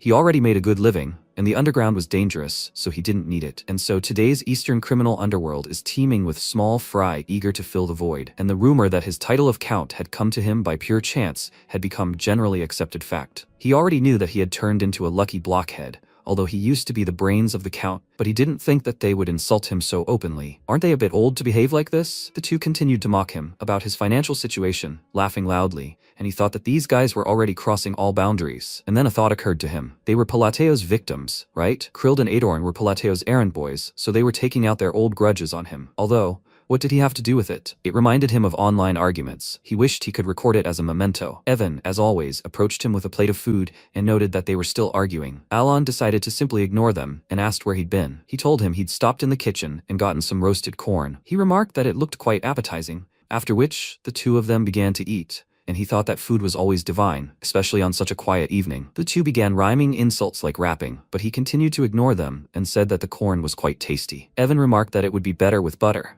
and the 2 were furious that he was completely ignoring their words. Fast forward to the north, a land of bitter cold overrun by barbarians. Only the gray sun shines here, as if reminding that there is no life here. One of the surviving barbarians from the recent massacre whispered in rage that these dogs of Caliburn know nothing of honor. He, the great Kirkhan, one of the 8 barbarian chieftains, was defeated. For barbarians who worship battle, death in combat is the highest honor. However, the knight Caliburn deceived them, claiming he wanted a fair duel. And so Kirkhan was defeated by a blow to the back. He tried to get up, but the wound took its toll, and he fell back exhausted. Lying in the snow awaiting death, he wondered what had become of Kurga of the snowfields. He glanced at the threads of the knight captain and the broken blades lying nearby, and told his friend that a shameful fate had befallen him.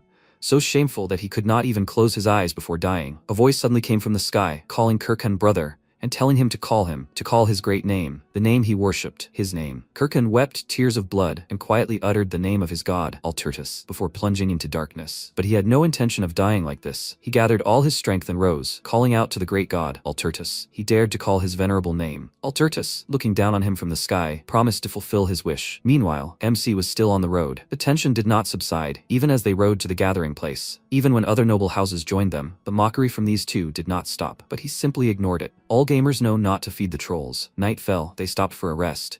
And in the end, Alon, the one who ignores, defeated the one who is trying so hard to offend him. They didn't bother him anymore, and one of them asked how the extra security was. The old man replied that he had checked with the artifact. It was indeed just that kid and the crazy knight, no one else. How dare they intermarry with the nobility? The man said that meant the rumors about them being just dead weight were true. They could immediately move on to their plan to infiltrate the underworld. Finally, they wouldn't have to fear those Palatio idiots. Finally, they would be able to lay their hands on the incredible wealth and power of the underworld. The old man asked, since they were going to take everything, maybe they should give him a gift too? He'd thank them when he learned how terrible this world was. The man laughed, and suddenly a strange scream came from the distance. The knights immediately became alarmed, and the two found themselves right in the path of the monsters emerging from the forest. They took off running, the knights defending the nobles, and a single mage provided them with visibility in the dark night. With a wave of his staff, the mage instantly illuminated all the creatures hiding among the trees. They were goblins, but strange ones, with crystalline growths on their skin. Seeing that they were just goblins, the knights breathed a sigh of relief. They were weak monsters, often found in forests, but if there were too many of them, they would pose a significant threat. Seeing how the goblins instantly dealt with the knights in the front ranks, the others grew nervous. One of them said, "This is madness. The entire outer guard was killed? What the hell happened here?" The problem is, no one had ever seen goblins like these. They have a completely different body structure. Some new mutation must have occurred, and they are overflowing with mana, which means their physical strength is radically different from what they are used to. Everyone understood this perfectly well, and therefore feared it. The entire goblins rushed at them with incredible speed. The knights braced themselves for a collision, but suddenly, a stone wall rose between them. The goblins crashed into it, fell, and shattered, while the rest were trapped within a magical barrier. The mage was surprised. It was the stone wall of the third circle and the shield of the second. But was there another mage here? Alon whispered a phrase, and everyone immediately turned at the sound. Then he punched and used compression, shrinking and ripping the protective barrier containing the goblins and stones from the ground. The remaining monsters stood stunned and watched. The orb rose into the sky, and everyone in the area literally felt the power of his spells. Then MC stepped forward, clenched his fist, drawing the air out of the orb, creating a vacuum and compressing everyone inside even more tightly. Then he waved his arms and returned everything to its source. The ball exploded, and the stones inside scattered across the area with great force, turning the goblins into a sieve. Chunks of monster flesh rained down from the sky, and the nobles and knights were stunned by the sight. Alon turned to them and asked why they were frozen. They needed to prepare. Immediately after, a new wave of monsters rushed towards them. The knights prepared and responded to the goblins' attack, MC periodically attacking them with spells, and Evan fought beside him. The battle continued until the first rays of sun, when the knights struck, and finally, all the monsters were finished. The nobles hiding in the forest emerged from their shelters, and the knights rested and looked with smiles at the man who had instilled fighting spirit in them, wondering who he was. Alon was terrified at this time, his heart pounding with fear. Understandable, after all, he almost died. The daily spell limit has increased, but it's still only 3 or 4 times. Halfway through the fight, he becomes a normal human, and his pitiful mana reserves are completely depleted. Evan approached him and asked if he was injured, and he thought that even with him by his side, losing the ability to defend himself was terrifying. Noticing how he was shaking, Evan asked if he was sure he was okay. He pulled himself together and confirmed it, thinking that he had considered going alone to avoid the noise, but joining the nobles had turned out to be the right decision. He glanced at the crystal growths on the goblins and thought that this amethyst was the real problem. Why did divine descent happen? Divine descent is a strange phenomenon that occurs when a god attempts to descend into their world. Monsters affected by this phenomenon become ferocious, and their physical stats increase. How is this possible? This shouldn't have happened. Apparently, these are gods from the outskirts who should appear only after the descent of the 5 great sins and the collapse of the world's laws. This is their way of hinting that they will soon descend upon these lands. He touched his head in puzzlement with a gloomy face and thought that the children had not even awakened yet as the 5 great sins. What the hell was the problem? He decided to gather information immediately upon arrival. If this continued, heads would soon roll. And when he thought about this, he glanced at those two, and they were even scared by his gaze. The next day, they arrived at the ducal house of Rotagray. MC, who was quite sick from the ride, got out of the carriage and said with relief that they were finally there. One difficulty comes another. The curtain rises over the great cathedral. Alon barely hobbled to the stairs, and to keep him from falling, he needed Evan's help. Soon the welcoming ceremony began. Everyone gathered in the banquet hall. MC remarked that this was the perfect place for a grand reception. Everything made of gold. Evan examined the glass of wine and said that it was all for show, to flaunt their wealth. They were unlikely to notice if they took something with them, but for some reason, it was difficult for him to do so. Laughter was heard from the sidelines. The men commented on the Duke's youth. The Duke, accompanied by his ladies, responded by saying that his chicks were bothering him, and the men laughed, advising him to take care of his health. Alon stepped aside and thought, maybe he shouldn't bother the other nobles? He didn't really want to do that himself. Someone called out to him. He turned and saw the two of them. Only this time they weren't mocking him anymore, but fawning over him, offering him the best meat, gold, and other benefits. He bowed his head in displeasure and wondered what was wrong with them. His face seemed very creepy to them. They immediately retreated in fear and realized that they should not have messed with him. The day before, after the battle with the goblins, the two stared at the Count in horror, and one of them asked the other, "Did he see that?" The man grabbed his head and said that it was magic. After that, they both grabbed the mage by the arm and led him away, telling Baron Almon that they would borrow her for a while. The third circle mage, whom Baron Almon hired to throw dust in people's eyes, was perplexed, and the man exclaimed that she had seen that spell. It was the second circle, right? She was slightly confused and said with delight that it couldn't be. That spell was much more powerful than her magic. They were both shocked. Then it was at least the third circle. Now they realized that the rumors about him becoming an Count by pure accident were untrue. He hid a strength that required no guards and his true nature as a cold and cruel aristocrat. They decided to pay him off to save their skins, but they would have to beg. At that moment, they bowed to him and began to apologize for their arrogance and rudeness, and also begged for mercy. MC didn't even know how to react. He couldn't even imagine what they were thinking. Evan asked if they should just finish them off. He replied that if they made a fuss, they would be in trouble. Although he was usually merciful, this time they had crossed the line. He would deal with it himself. After that, he thought that he couldn't do anything to them anyway. Well, fine, let them be afraid. Under his cold gaze, the two burst into tears of fear and realized that they were finished. The banquet continued. Alon sent Evan to the Information Guild and decided to listen to what the nobility was whispering about. He took a cake from the table and noticed two men who seemed to be having a secret conversation. He enhanced his hearing with mana. They were talking about Altia and Genonia, trying to create their own faction. MC decided not to listen to them anymore, as they were talking about nonsense. He didn't even have to worry about it. These two families can't stand each other, so their alliance won't last long. He took a bite of the cake and thought it was so delicious, and the conversation between the two continued, now truly secret. The head of the faction is not one of them, but Palatio. Hearing this, Alon turned to them in shock, his mouth open.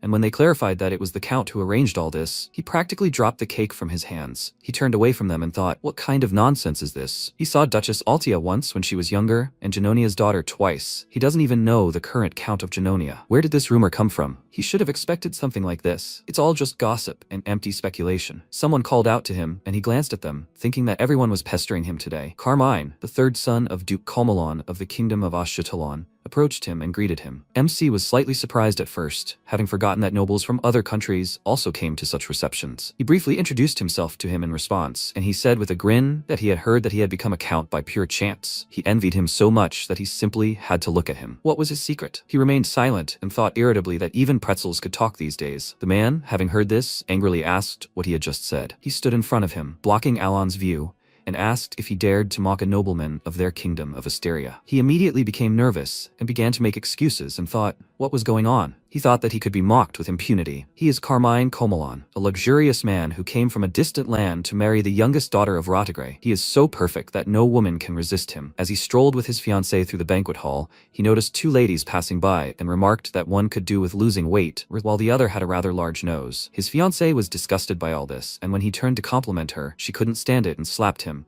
After which she left, suggesting that he reconsider their engagement. He was very surprised and didn't understand at all why the wedding was called off and his fiancée left so hastily. Sadness quickly gave way to anger. After all, he had come all this way for this. And then Count Palateo caught his eye. He had heard that he was a brat without connections, which made him the perfect target for letting off steam. But he was wrong, and now three aristocrats were pressuring him. Looking at them, MC thought that a very interesting situation was developing. Although he was far from politics, he knew these three by sight. The Duke of Rodigra, an important figure among the nobles, the Marquis of Mardanio, an important figure among the royalists, and Count Palin, the center of the moderate faction. And these three have now stood up for him. They are the pillars of the kingdom of Asteria. The Duke of Rottigray said that Duke Comalon must despise them, and he exclaimed that this was not so at all, Then Palin asked why he addressed a nobleman with such disrespect. He bowed his head like a guilty puppy and said that he was mistaken, and the Marquise replied that the point was that he had shown him disdain.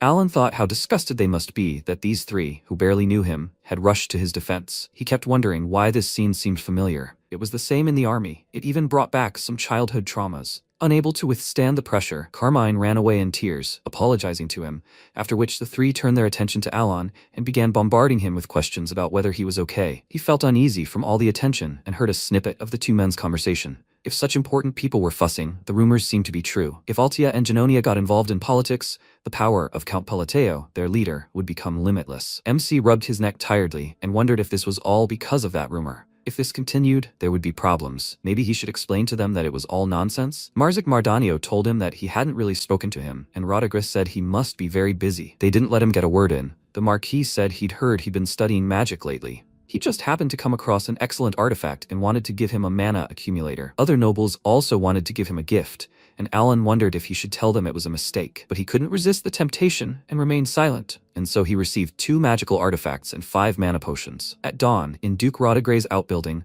Marquise Mardanio met with a mysterious woman in black, and she asked how everything had gone. He replied that, fortunately, he had accepted the gift. Modest gifts among nobles are simply a sign of politeness, but valuables such as artifacts carry deep meaning. For someone wishing to join a faction, presenting a gift to its leader signifies a desire to join it. The woman said with a smile that she was glad to hear that he had been accepted. He laughed and said that it was all thanks to her, and then she congratulated him on joining the faction. Now they officially pursued the same goal. This woman turned out to be Duchess Altia. He said it was a great honor, and they all readily agreed. A member of the Altia family, who rarely makes moves, personally appeared and spoke only with a select few. Surely, having selected the necessary cards, they were forced to undergo an initiation rite through bribery. Rumors spread like wildfire. This is the new political course, and the Marquis decided with all his might to seize this chance. Loria said with a smile that they could finally act seriously. Even on the 4th day of the banquet, MC was not deprived of attention. He thought that for some reason the trophies were piling up one after another. Most likely, they were courting him because of false rumors about his connection with Altia and Genonia. For now, he will simply take their gifts. They will not take them back, will they? He grinned slyly, and suddenly Evan put his hand on his shoulder and called out, which startled him. Evan asked why he was so surprised. He caught his breath and told him that he was just thinking for a second. After that, they moved to a quieter place to talk, and Evan told him about the disturbing news. A god had descended in the north. Evan said that they said Caliburn was currently in trouble. According to ancient texts, it is assumed that the meaty monsters are connected with the outer gods. He asked, what about the information he requested? He answered him that the man he was looking for was in that village north of Ashudalon. He remarked that this was excellent. They would stop there on the way. They needed to go to Caliburn. Evan asked in surprise, so suddenly, why did they need to go there? Was he really going north? He answered that he would explain everything on the way and ordered him to prepare for departure immediately. Evan left, and he clutched his head and sighed heavily. He so hoped it wouldn't come to this. Catastrophic entities on the level of the 5 great sins, outer gods. It was impossible to predict which outer god would appear and when the divine descent would occur. So he tried to gather information and act proactively, but he didn't expect it to happen so soon. Since he had seen hundreds of possible scenarios in the game, the ending was obvious. The allied kingdoms would collapse and then disappear altogether, waging senseless wars on a land defiled by otherworldly forces, and then his life would be destroyed in an instant. He had come up with a plan for this, but after the descent, the outer god needed several months to stabilize before awakening as a living deity. While they were in the form of heroic spirits and couldn't use their full power, targeting them was the best option. He wrote the letter and thought that there were no guarantees, but he had to try. It was the only way. He sealed it and wondered what that child would like. A week later, the knight brought Deus a letter, and when he saw who it was from, he was very surprised. He ordered his deputy to tell everyone that the departure to the north was delayed for 2 weeks. By this time, Alan reached Pakara, a village north of Ashutalan. He looked at the cheerful boy in front of him and thought that he did not expect to find him so easily. The boy spread his arms out to the sides, greeting him, and he thought that he really stood out. He is one of the main game characters in Psychedelia 11. Apparently, the protagonist remains the protagonist everywhere. He looks very much like himself in the game. He is a boy, right? He is too handsome. He leaned towards him and asked if he knew who he was. He replied that he was just glad to meet a new person. His name is Elivan. MC thought that no matter how different this world is from the game, the protagonist remains the protagonist. Sooner or later, he will become famous and powerful. He noticed that he was a very bright boy, and a thought flashed through his mind that it was strange to be standing in front of the character he had played before. He gave him a bag of coins, and he took out a coin from it and asked in surprise, "Is it gold?" Alan waved his hand at Evan, and he immediately opened a case with potions in front of the boy,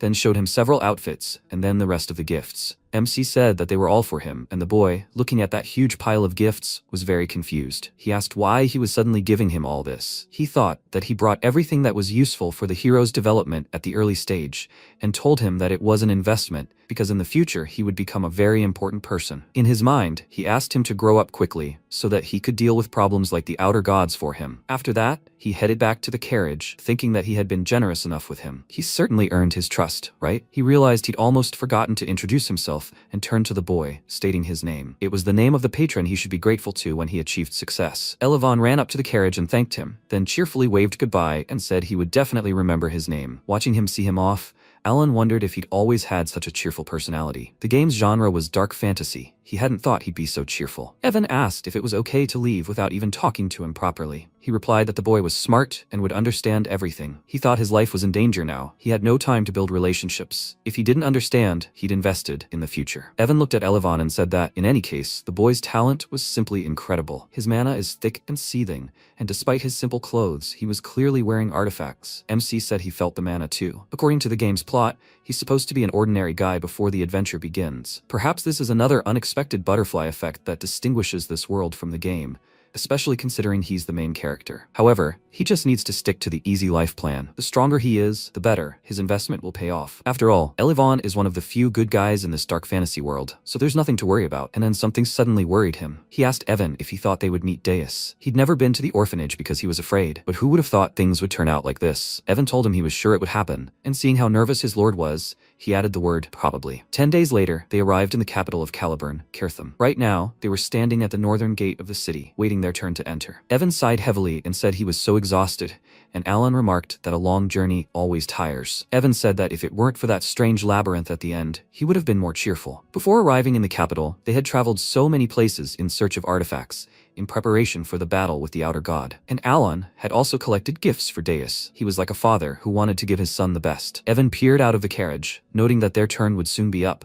then got out and told the Count that the entry check would be over as soon as their identities were confirmed. After that, MC sprawled back in his seat as much as he could and said it was such a relief. Everything would be easy now. Evan peered into the carriage and said there was a problem. The guards told them to move aside, and Alan asked what was going on. Evan said that they confirmed the identities, but they didn't like something. MC got out of the carriage and the guard asked, "Isn't this Count Palladio?" He was Viren, the fourth swordsman, the personal apprentice of the swordmaster Fiola. Alan thought, so what? This idiot was already pissing him off. He asked, why did he come with the knights? What's the problem? He said he'd heard a rumor that his friend from the kingdom of Ashudalan had some score to settle with him. MC said he was hearing about it for the first time, and at that moment he remembered Carmine was from Ashudalan. Byron smirked and said that it seemed he'd managed to seriously annoy his friend. Carmine had recently contacted him and, in a rage, told him about Palatio. He'd embarrassed him in front of everyone. He'd heard that idiot was heading to Caliburn. Let him beat him up so badly he'd be crippled. He needs more abyssal essences to level up, right? Now Viren said that he received some goods from him, so he should at least pretend that he cared. The knights surrounded them. Evan drew his sword, preparing to defend himself, and Alan thought that he ran away after running into him. Viren said that if he gave him everything of value from the carriage, he would let him go,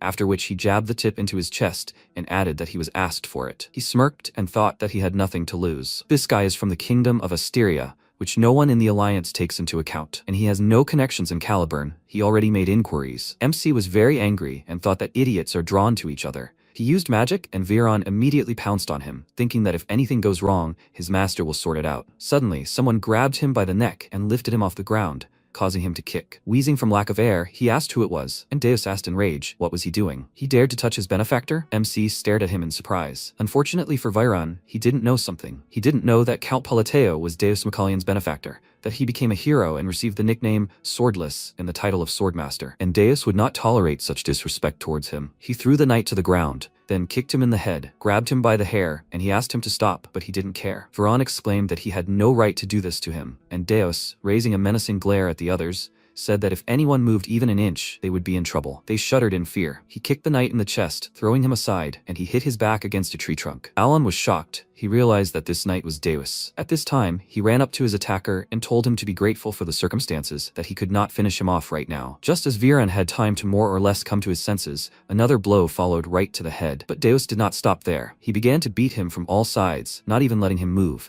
And Evan noted that he hit him well, and MC thought, did he just call him his benefactor? He was so touched and did not pay attention at all to how brutally he was beating him. He thought he would be grateful for raising him, but he decided that he had forgotten him and would not even say hello because he did not receive a single letter from him. He has a feeling that all his efforts in raising him paid off. Meanwhile, Deus pinned the knight to a tree, and Alan watched him with a proud smile, thinking about how good he'd grown. He'd become a real beauty. He was very pleased and said he was proud to have raised his son well, and Evan asked, "He understands that his son is beating up a man, right?" MC ignored him, wiping away tears of joy. He was a son, after all, who stood up for his father, who was wronged in a foreign land. Deus pinned the knight to the ground, making him cough up blood, and he wondered why his son was so cute. His mind finally returned. He looked at the pile of blood and the beaten boy, wondering if this was too much. Having finished with him, Deus headed toward his benefactor. And then he remembered that he was destined to become one of the 5 deadly sins. He was frightened by his son's approach, but contrary to all expectations, Deus bowed low to him, then looked up at him with a smile and said that he would escort him. The knights were shocked by this change of mood. Meanwhile, in the north, Delman, Caliburn's 3rd swordsman and captain of the Knightly Order of the Scarlet Flame,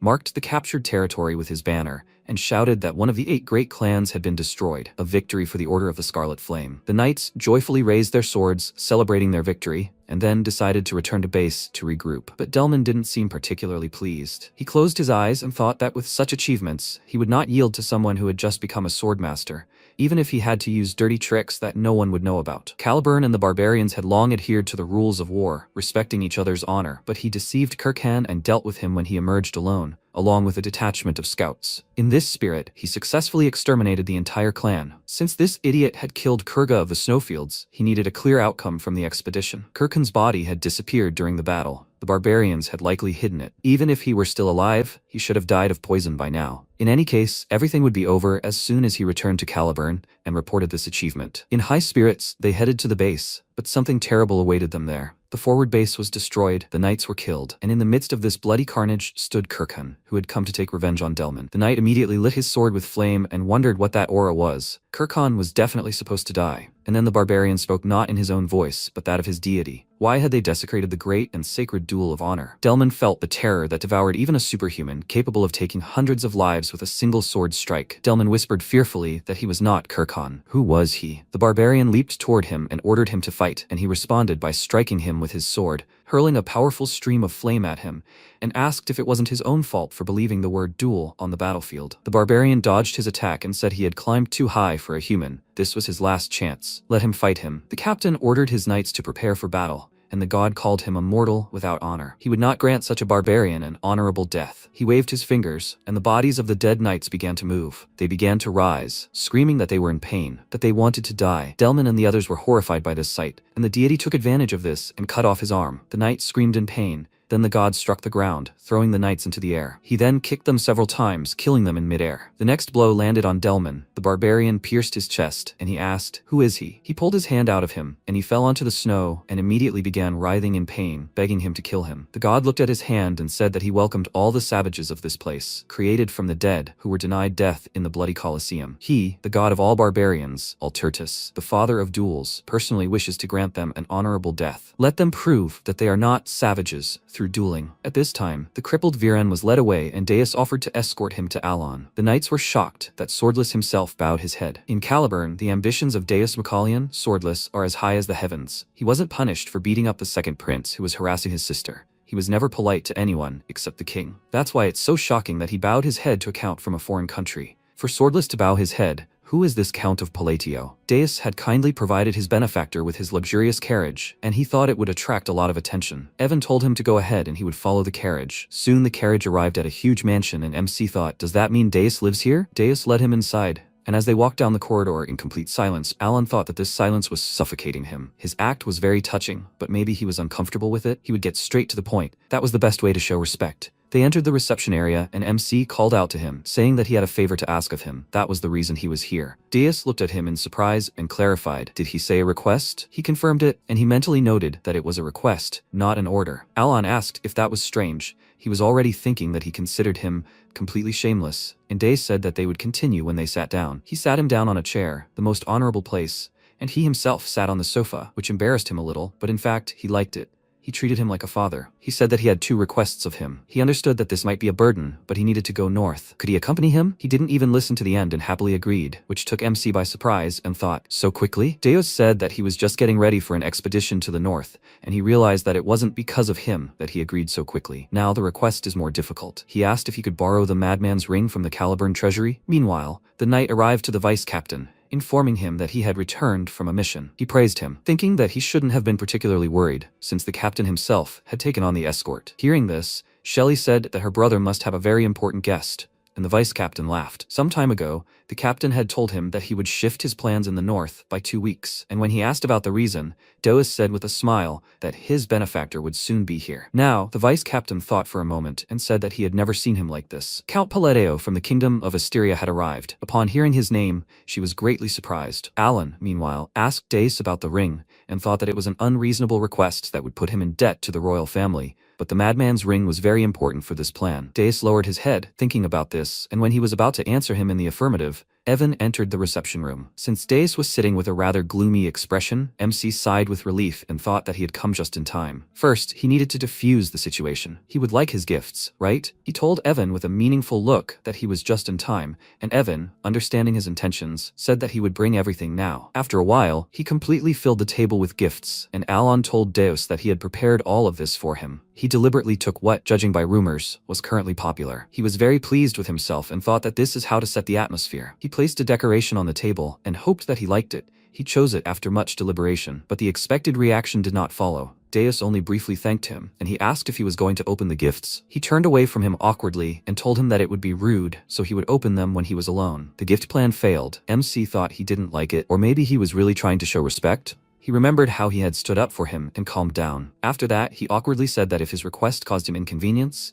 he could compensate for it. Deus didn't let him finish and stated that he would bring the ring right now, and he asked if he hadn't heard what he said about the location of it. Deus nodded and said that it was in the royal treasury, and he asked in confusion, wouldn't that be so difficult? He told him that it usually takes a week, but he fell silent, thinking it over, and then said that dealing with the king would be the most tedious part, but he only needed to knock out about 50 people. Alon mentally noted that he would feel great, but when he asked with a very serious expression whether he should start right now, he realized he was not joking. He said that he should not go that far, and Days said that he understood everything. He would get the ring as quickly as he could. MC wondered if he was trying to give it to him at any cost. He was grateful that he cared about him, but wasn't that too much? They left the reception area, and a cheerful Shelley ran up to them. Evan waved and said that they hadn't seen each other in a long time. She called him her dear friend, and then they held hands and began to rejoice at each other. Alon immediately understood who she was. She was Deus's younger sister, whom he ordered Evan to save. In the game, they only briefly showed her death. In real life, she looks exactly like Deus. He was apparently jealous of his sister and pushed her away from Evan, saying that this man was not her friend, but Mr. Evan was speechless, and MC thought that he knew Deus carried a sense of loss and emptiness because of his family. But this was too much. It seemed that he cherished her more than he expected. Deus fenced his sister off from Evan and said that he shouldn't talk to her, and he indignantly said that he was just trying to say hello to her. At that moment, Alon realized why he was so kind to him. It was because he saved Shelley. He was so focused on preventing him from becoming a sin that he didn't even realize. He scratched the back of his head with a satisfied look and wondered if he was really going to help him in everything now. Maybe he was dreaming too much, but it was unlikely that he would refuse him. Shelley distracted him from his thoughts, asking if he was the Count of Palatio. He confirmed this, and she said that she heard that he ordered her friend Evan to save her, and Deus told her to call him Mr. again. MC responded that he just did what he had to, and added in his mind that it was all because if she died, her brother would become a killing machine. He even made sure that the two of them met at the best moment. Shelley took her brother's hand and bowed to the Count, thanking him for everything. Although Alan's intentions were different, receiving gratitude from someone was very pleasant for him, and so he ended up staying at Deus's mansion for some time. Only a day had passed, and he had already brought him the ring, and he asked how he was able to get it so quickly. At that moment, Evan burst into his room and excitedly said that he just heard something very strange. He came closer to him and whispered that Deus was causing a commotion in the palace, demanding the ring. The second prince even received a couple of slaps from him, and MC was shocked by this news. And so, after 3 days of preparation, he set out on a northern expedition with the Knights of the Solar Eclipse. 2 weeks later, terrible news poured in from a forward outpost post on the northern border of Caliburn. The death of the captain of the Knights of the Scarlet Flame, a wounded swordsman, and a barbarian leading an army of the dead. The knights called a meeting and discussed retreat. The Viscount exclaimed in rage, "Are they suggesting they turn around?" The man said he had seen it himself. The soldiers were seriously wounded. The first swordsman had gone into seclusion, so they had no chance of winning against them. Deus clapped his hands, ending the argument, and everyone fell silent. Fiola, Caliburn's fourth swordsman and captain of the Knights of the Order of Preservation, said that everyone's opinion was important, but they would continue when they calmed down. After that, he and Deus left the tent, and one of them asked, "So the outer god is clearing their bases with his undead?" The third swordsman, Delman, died at the eastern base. The second swordsman, Kiriana, was seriously wounded at the western base. Deus noted that these terrible visions were starting to reach them even here, and Fiola agreed with him. They were consumed by ominous mana, a strange redness. It was a chilling flow of mana, visible only to those who had reached this level and opened their eyes to it. He said that the ominous aura continued to attract his gaze. Perhaps retreat really was the best option. Deus saw smoke coming from behind the tent and immediately went there. Alon was there, frying sweet potatoes and practicing spells at the same time. Deus wondered, where did he even get this idea? A girl's irritated voice was heard from the side. Phinia called the knights idiots and exclaimed that she had already said that the treatment was finished, and there was nothing more she could do. She's only here to research the barbarian ritual. The man asked, aren't people more important than research? Let her do it just once. Deus wondered if the Knightly Order of the Silver Shadow, swordswoman Kiriana, and the deputy master of the Blue Magic Tower were here. Phinia headed in his direction, irritably telling the wounded that all they could do now was watch. She glanced at Deus and angrily ordered him out of the way. And then her expression changed in an instant when she saw Alon looking at her with a creepy gaze. He waved at her and said that he had been told she would come. After all, it was true. She couldn't just leave and had to fry potatoes with him. Trembling and stuttering with fear, she said that she didn't have any supplies of the medicine he asked for. The manufacturing process was terribly long, and she was very busy right now, so she couldn't do anything. He, as coldly as always, said that he had high hopes for her, but he understood everything. He thought he was probably asking too much, and the girl was terrified by his tone and exclaimed that she could definitely do anything. His mood lifted slightly, and he said that they had been tight with finances lately, so the payment might be a little delayed. She waved her hands excitedly and said that it was her debt. 1 gold coin would be enough. He did not refuse such a generous offer, and she smiled broadly, and her subordinates, who had just approached them, practically dropped everything from their hands in surprise. They had never seen her smile, and they were shocked, and he had just knocked the price down by a couple of 100 gold coins. Unable to talk to him anymore, Phinia quickly ran away, saying that she would get down to business right away, and her subordinates turned admiring glances to the count and thought it was simply amazing. Soon the meeting was called again, but as soon as they sat down, Fiola jumped up from his chair, sensing an ominous aura. Deus stood up after him and grabbed his sword, announcing that they were under attack. An army of the undead began to approach the camp, and the knights immediately rushed to the attack, already suffering their first losses. Phinia intervened, casting a spell that sent ice spikes piercing the enemy's bodies before exploding. Meanwhile, Deus quickly decimated the enemy with his sword, then looked up and declared that they were approaching. Phinia raised her head and saw despair radiating overwhelming power. Lightning flashed, and a god descended from the sky, causing a shockwave. Alturtus declared this to be simply barbaric, not even thinking of atoning for the sins of those who had lost their honor. Fiola immediately charged, rushing toward him at high speed and slashing his sword into his chest, but it couldn't even wound him.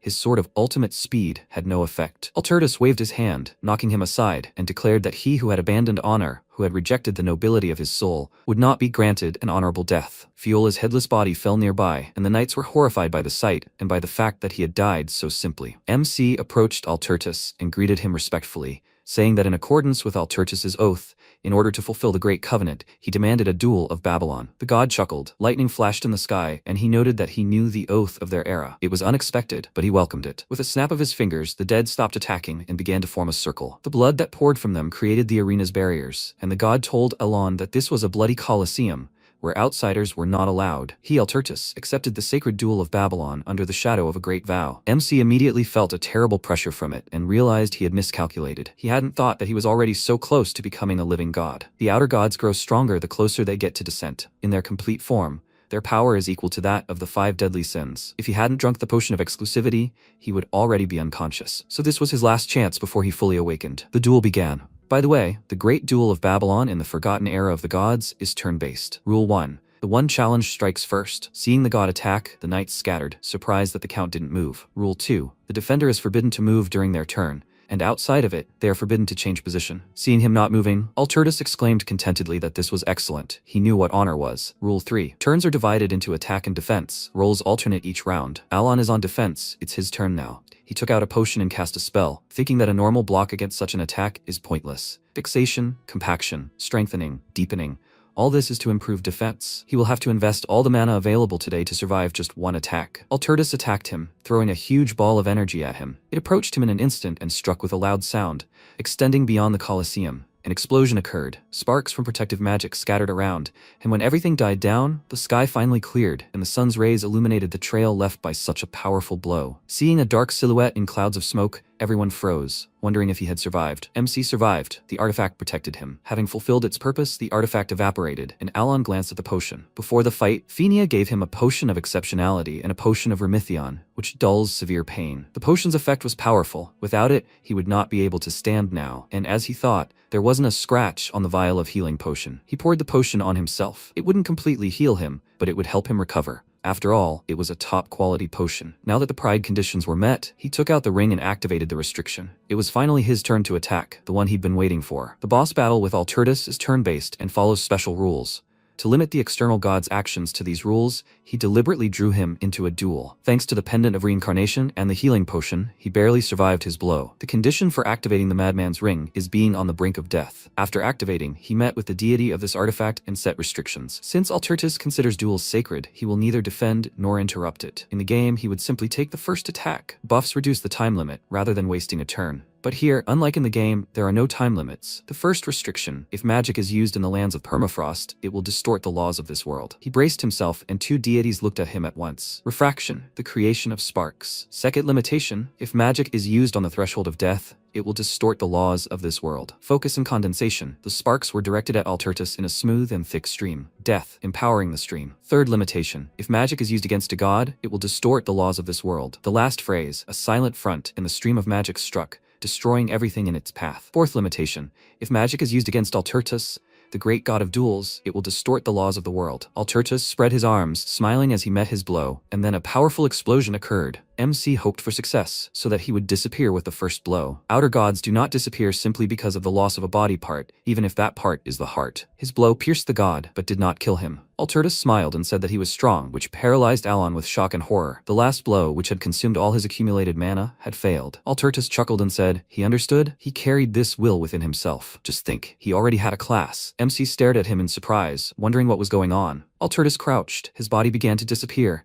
and he called him a noble warrior with a smile, saying that it had been a wonderful duel. Alon had no idea what was happening. Why was he disappearing? Alturtus said that now he was curious to see how things would play out between the black and blue. He took off his belt and said that he had lost the duel, so he was giving it to him along with the power. He headed back to the sky and said as a last word that he, the one who remembered the hand seals and secrets of the great forgotten god, would carry their will. When the usurpers free themselves from their shackles and crawl out, let him call his name. Not a nickname steeped in lies, but his true name, the god of chaos. Having said these words, he disappeared. After that, the expedition began collecting the dead, who had regained their peace, and preparations began for the return to Caliburn. MC called Phinia into his carriage for a talk. He wanted to ask her a question, and she excitedly exclaimed that she remembered he was a mage of the second circle. He corrected her. He was a mage of the third circle, and she nervously said that she was mistaken. He asked if she by any chance knew what the expression black and blue meant. Avoiding his gaze, she nervously began to swear to him that she hadn't seen anything, and he decided not to ask her anything else. After that, she ran out of the carriage, thanking him for letting her go, and he thought that he hadn't told her to leave. When he is thanked for nothing, he feels like a cruel villain pulling the strings. After that, he leaned back tiredly in his seat and thought about why the outer god disappeared after the failed attack. He had so many questions about what he said. He looked at the thing he gave him. He had seen it in the game before. It was the Belt of the Forgotten, an accessory that can be obtained after defeating Alturtus. It doubles the owner's attack damage, but also doubles the damage taken. On the inside of the belt was written, "He who has the will must go to Kahala, the city of the ancient god." Alon saw this phrase for the first time and wondered if he would recognize anything when he arrived in Kahala. Deus looked into the carriage and said discontentedly that this girl dared to leave without even saying goodbye to him properly. Should he kill her? He nervously said that it was unnecessary and wondered if he was imagining it or if he had become even more reckless. 2 weeks later, the capital of Caliburn. After Deus reported the results of the cleansing to the king, the northern expedition concluded. Alon also safely returned the Madman's Ring to the treasury. It was time to leave. MC said goodbye to Deus and looked over the 3 carriages that would be traveling with him. He also received a bunch of gifts from King Caliburn. He literally invested all his money in saving his own life,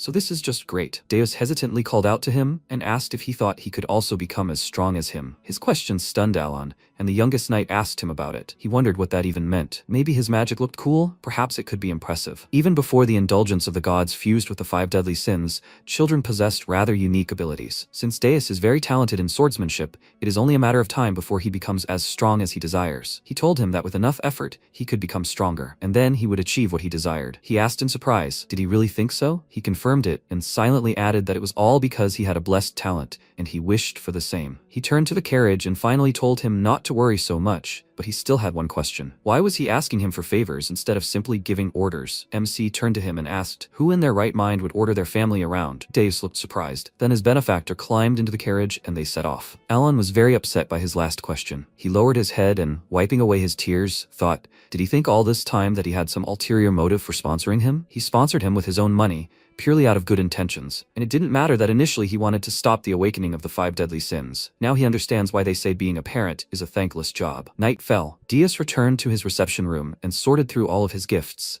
He followed him to repay his kindness, but ended up receiving even more from him. An idea occurred to him. He folded his fingers like Alon and extended his hand, uttering the phrase, silent front. But unlike his benefactor, he was unsuccessful. He waved his hand a few times and felt slightly embarrassed, thinking that he wished he had the same talent for magic as him. After that, he glanced at his gifts and thought, so they are family? After a long journey, MC finally reached his beloved home. He went into the office and said that 3 whole months had passed. He was so tired, he needed to lie down first. But there, on the desk, a pile of documents was waiting for him, greeting him with open arms. He immediately slammed the door and ran away, thinking this was his bedroom. But his conscience did not allow him to rest. He returned to the office and decided to first sort out this pile of papers and then rest. This is the life of a Korean clerk, apparently. He will not have the opportunity to rest peacefully, like a true aristocrat, anytime soon. After that, he took a whole week off as a reward for himself. Peace and prosperity, that is true happiness. Now he stretched out on the couch and, out of boredom, created a snowflake. He'd been resting for a whole week, but now he felt uneasy. That was his Korean clerk instinct. First, he decided to sort out the pile of terms Alturtus had left him. Black and blue, god of chaos, and so on. He called him the one who remembers the hand seals and secrets of the great forgotten god. He'd heard of hand seals and secrets before, but he knew nothing else. God of chaos, huh? Why did Alturtus's true name sound like the name of an Eastern god? Besides, he'd never seen an outer god disappear like that. Why did they even appear? How troublesome. Now that it's started, there's a chance other outer gods will show up too, but at least they give warning before they descend, unlike the 5 deadly sins. He'd like to go to Kahala right now, but he couldn't get there even if he knew the location. He took out the notebook he kept in case he forgot something and looked through his notes. Kahala is a ruin, a secret dungeon in Koloni. It explained that it was discovered 3 years before the protagonist left the village. 3 years before the main story, already this year. Since researchers haven't found it yet, going there now would only get him into trouble. Evan pulled him out of his thoughts. He hugged his shoulders and noted how cool it was in there. Was this his magic? He confirmed it and thought it was now useful. It seemed his research during his vacation had borne fruit. Evan said he had come to report that a hidden city had been discovered in Kalani. Fortune smiled on Alon again. That evening, Yuta summoned all the children. The semi-annual Blue Moon meeting takes place through a crystal ball. It usually lasts no more than 10 minutes. But this time, it was different. Solon said they said the Great Moon had visited Caliburn. What was it like to see it in person? Deus, who was usually taciturn, decided to tell them everything in detail. Radon was surprised, and Solon exclaimed that she couldn't believe he was talking. He started from the very beginning, and after 50 minutes, the story finally reached the fight. When everyone was trembling with fear and despair, the Great Moon calmly stepped forward. He thinks he foresaw everything and prepared his magic in advance. Although, how did he even know about the duel? He really does know everything in the world. Everyone except Utaya was already tired of listening to him. Solon asked him to stop, but he said that the most important thing was just beginning. No one could have foreseen this fatal blow, but the Great Moon managed it. It was simply amazing. And just then, he began to prepare his real attack. They could no longer listen to him. Solon mentally asked Utaya to stop him, but she, on the contrary, supported him, and she clutched her head, realizing that it was all over. 2 hours later, Deus finally finished. He awkwardly coughed into his fist and apologized to them for babbling. Now they'll see each other in 6 months. Utaya said with a smile that she hadn't had this much fun in a long time, after which the 2 of them passed out, and the other 3 remained because they fell asleep. That day, the semi-annual Blue Moon meeting broke the record for duration, about 3 hours. Time passed, MC entered the reception room, and seeing that the entire room was filled with gifts, asked, "What are these?" Evan began examining everything, picked up something, and said with surprise that it was an artifact from the lower floors of the labyrinth. One could buy an entire mansion with it. Alon picked up a golden cup and said that it was from aristocrats he had never even heard of. There was also a mountain of letters. It seemed that rumors of his deeds in the north had already spread. He wondered if so many gifts were due to just one connection. As a former office slave, he learned one truth: if they give, take them silently. A week later, another batch of gifts arrived, and MC found this strange. Could acquaintance with a knight really bring so many benefits? Deus is truly a good son. He'll forget those bitter times when he didn't write him letters. But even after a month, the gifts still weren't ending, and he decided to return some of these exorbitant gifts, otherwise it was becoming a burden. At the beginning of summer, when the flow of gifts began to dry up, Alon went to the capital of the kingdom of Asteria, Teria, for the Grand Council. After getting off the carriage, he quickly walked toward the building. He couldn't believe he was late for his first council meeting. If he was late, the entire hall would only be looking at him. Evan wished him luck and thought with a smile that he'd never seen him walk like that. He must be in a hurry. He saw other aristocrats following Alon and wondered if they were lining up behind the count. MC reached the hall, cautiously peered inside, and to his happiness, no one was inside, meaning he wasn't late. He looked around the room and thought that the seats on the left were for the royalists, and on the right were for the aristocratic faction. He had studied everything in advance, so the seats in the center were for the neutrals. He decided to sit in the back row and then saw the aristocrats staring at him terrifyingly and thought, weren't they all standing outside? Maybe they were angry that he sat at the very end? Then he would move to the middle. He wanted to sit down, but the aristocrats followed him and silently glared at him, which made him uneasy. In the end, they drove him to the very front row, and when they took the seats behind him, he thought, they put him in the front row so they wouldn't have to sit there themselves? That's quite logical. There's nothing good about sitting in the same row as the faction leaders. So the council meeting began. First, the man announced that the recently created Kalpa faction had received the right to vote. Alon had already started to get bored, and suddenly the man said that Count Palateo was appointed as the faction's representative. He stared at him in surprise and wondered what kind of faction is Kalpa? Was he the only one who didn't know about it? He turned around to check the others' reactions and saw Kalia and Loria smiling at him. He was very surprised and thought, what's wrong with them? Why are they sitting together? So the alliance of Genonia and Altia turned into a faction, and this new faction is called Kalpa? He thought their alliance would soon fall apart. It was driving him crazy. The man turned to him and asked if he had anything to say as a representative of the faction. MC became nervous and thought, so he is the leader of the new shadow faction? At that time, an unknown man appeared on the battlefield between the god and the count. He examined the mark left by the blow and said with a smile that it was very interesting. What else is he capable of? Alon still didn't know how to act. To become the head of a shadow faction overnight, that's impossible. Or maybe it's possible? It sounds like the title of a novel. MC still couldn't say anything, and the man decided to move on to the next question. When the meeting ended, a feast began, where everyone did nothing but congratulate Alon on the creation of the faction. That evening, attention was focused only on him,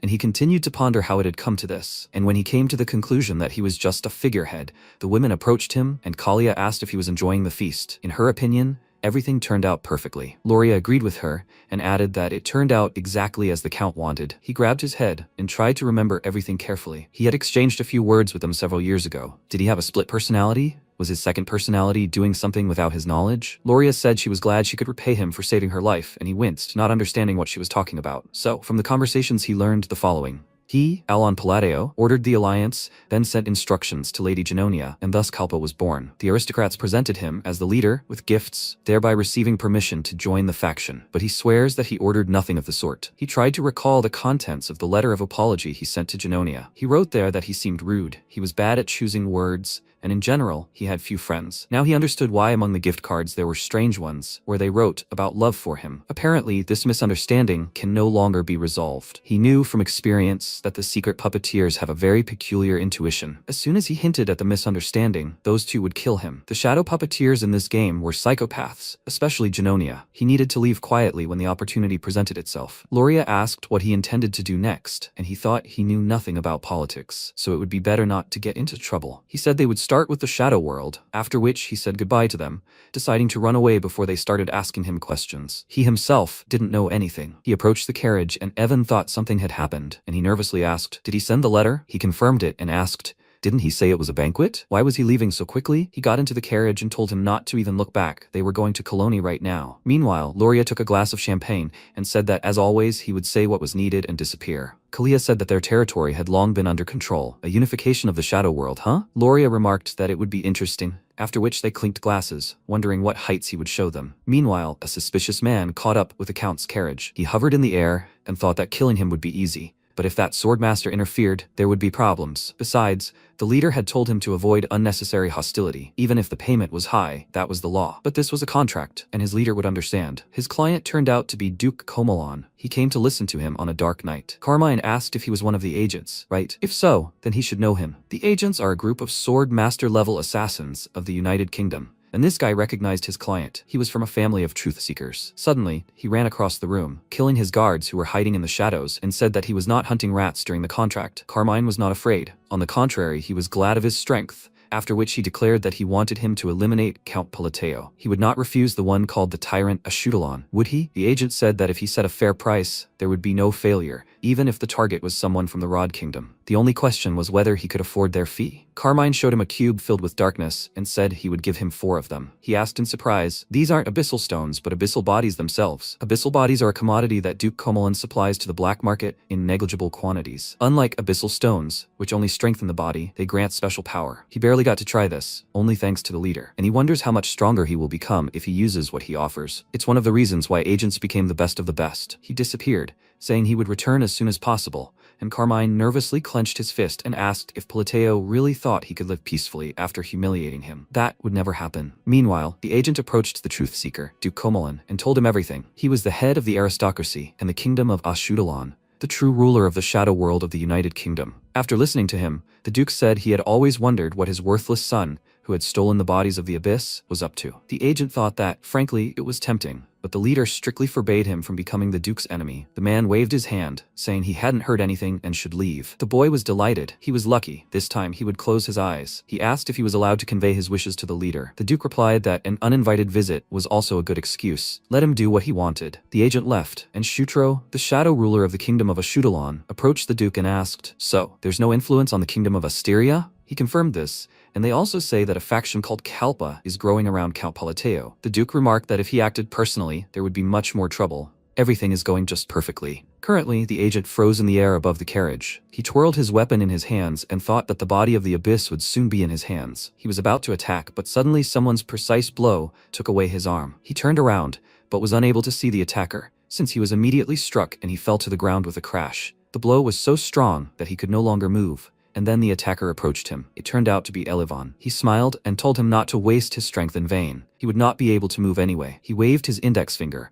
an unknown force throwing it into the air, and then sauntered towards the carriage and said that he was very sorry. All this time he followed the Count, making sure that nothing threatened him, and thought that if the target was not the Count, then that guy would not have to die by his hand. He broke his weapon and disappeared. 5 days had passed since they left the council hall and headed straight to Colony. Right now, they were already in the desert, and it was so hot that MC felt like his lungs were frying. He still can't get used to the desert heat. The path also tired Evan. He said that he would like an ice crystal now. However, it costs as much as several mansions. Does he by any chance want to practice magic? For example, that spell that freezes the floor. He answered him that he told him that it was impossible yet. If he made a mistake, then trouble was inevitable. The knight said that no matter what happened, anything was better than roasting here alive. Alon looked out the window and said it was good they had joined the caravan, as they were completely unfamiliar with deserted roads. A girl riding in the next carriage asked what he was staring at. Was peeping his hobby? It was Lion Agulis, the daughter of the Red Tower's master, a 4th-rank mage, and she had an ice crystal in her carriage. MC told her that wasn't true at all. He didn't have such a hobby. Then she indignantly slammed the book she was reading shut and said he was feigning innocence, just like those idiots from the Blue Tower. Her carriage sped up, and he tiredly rubbed his neck,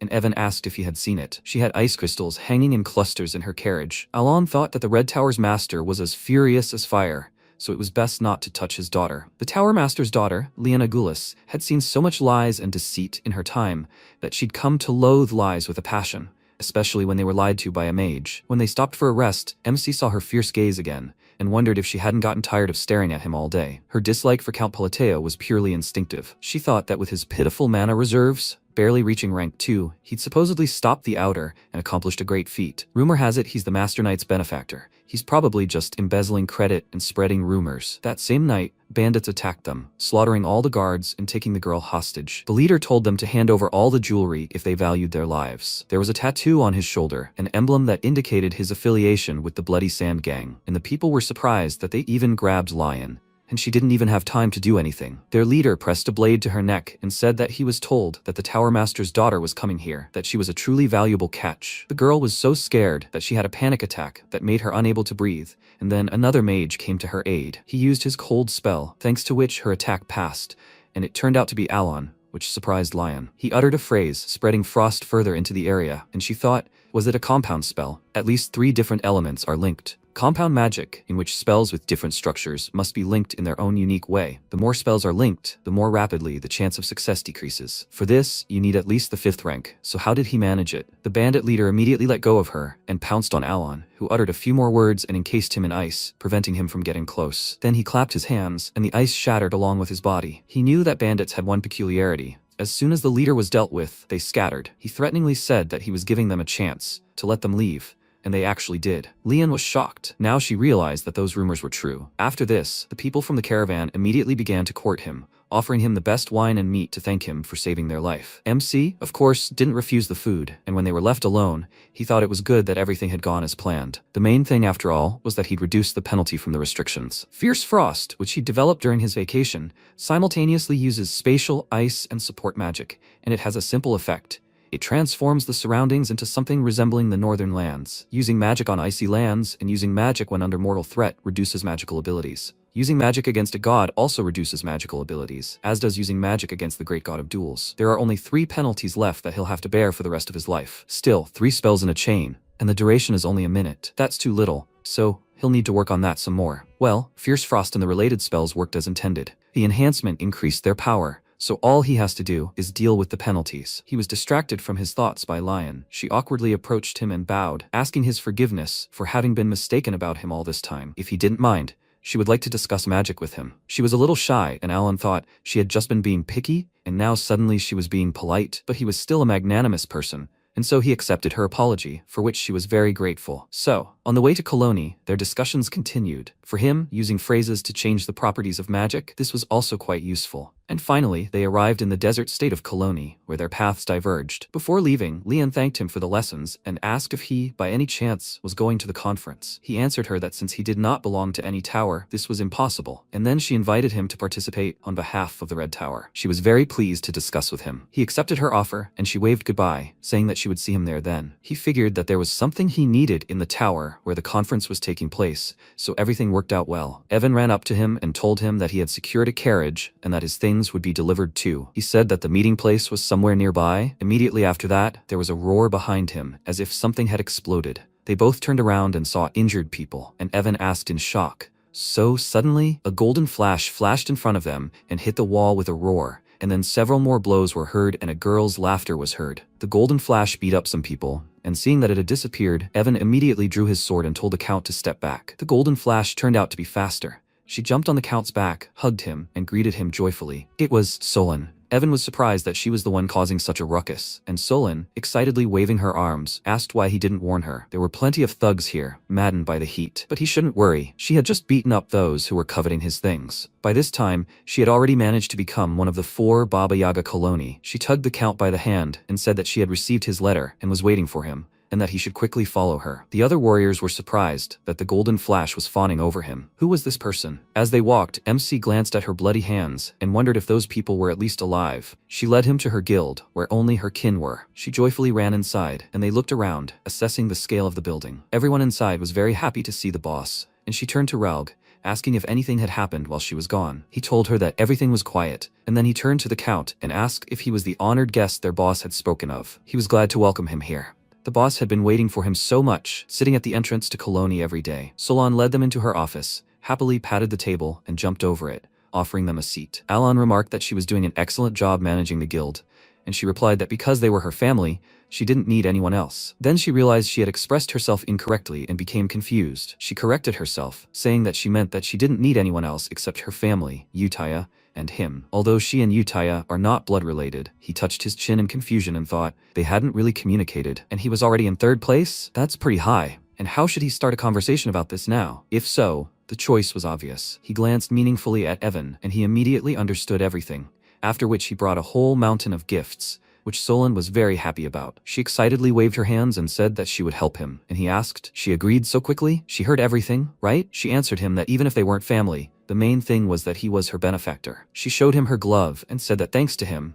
they would be able to gather her kind. He thought in surprise, so the affection boost worked this time too? It seemed there was some truth in the description. In any case, everyone is so willing to help him. It seems he's doing an excellent job of raising children. Solon immediately picked him up and said that he must be tired from the journey. She would take him to the restroom. While they were walking, she asked how he found the desert. Boring. Nothing but sand all around, right?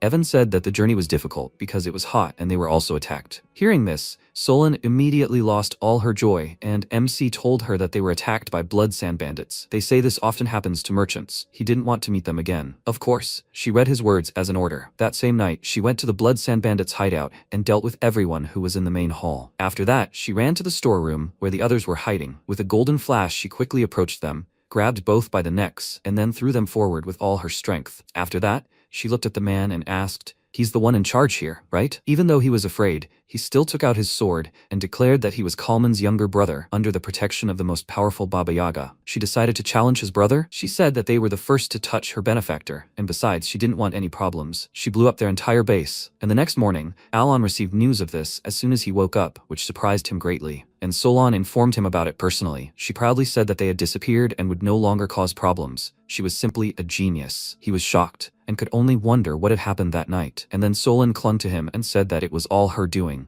Let him praise only her. He thought that the bloody sand had hundreds of night-level fighters. In the game, it was quite a difficult quest. He knew that the title Baba Yaga was more than just a sound, but now, he clearly understands why she was destined to become the sin of pride. The Colosseum is a popular spot in Kalani, soaked in the blood and madness of gladiators. Right now, Kalman was fighting against many enemies in the arena. He, as always, defeated them all and punched the air in victory, causing the spectators to cheer. One of the 4 Baba Yagas of Koloni, and the gladiator who has held this title the longest, was victorious again. Afterwards, he returned to his room and said that it seems there are still plenty of fools. Raoul laughed and said that he agreed with him. He couldn't believe they thought they could defeat Baba Yaga with a measly 100 men. Kalman noted that they hadn't seen each other for a long time, and the boy approached him, telling him that Solon had completely destroyed the blood sand. He told him that he knew it, and he asked if his younger brother was with them. He smirked and said that he was the one who started such rumors. He only kept it to himself because he needed someone to control the criminal underworld. Raoul sat down opposite him and smiled awkwardly, saying that he was going to use it as an excuse. But he was wrong. The man said that wasn't the point. He held back because it would be impossible to pull off through an official match between Baba Yaga title holders. He was still annoyed by that idiot getting in the way of Koloni. His brother's death and revenge were the perfect excuse the public would accept. Since he had come to him, it meant he was finally ready too. He gave him a briefcase,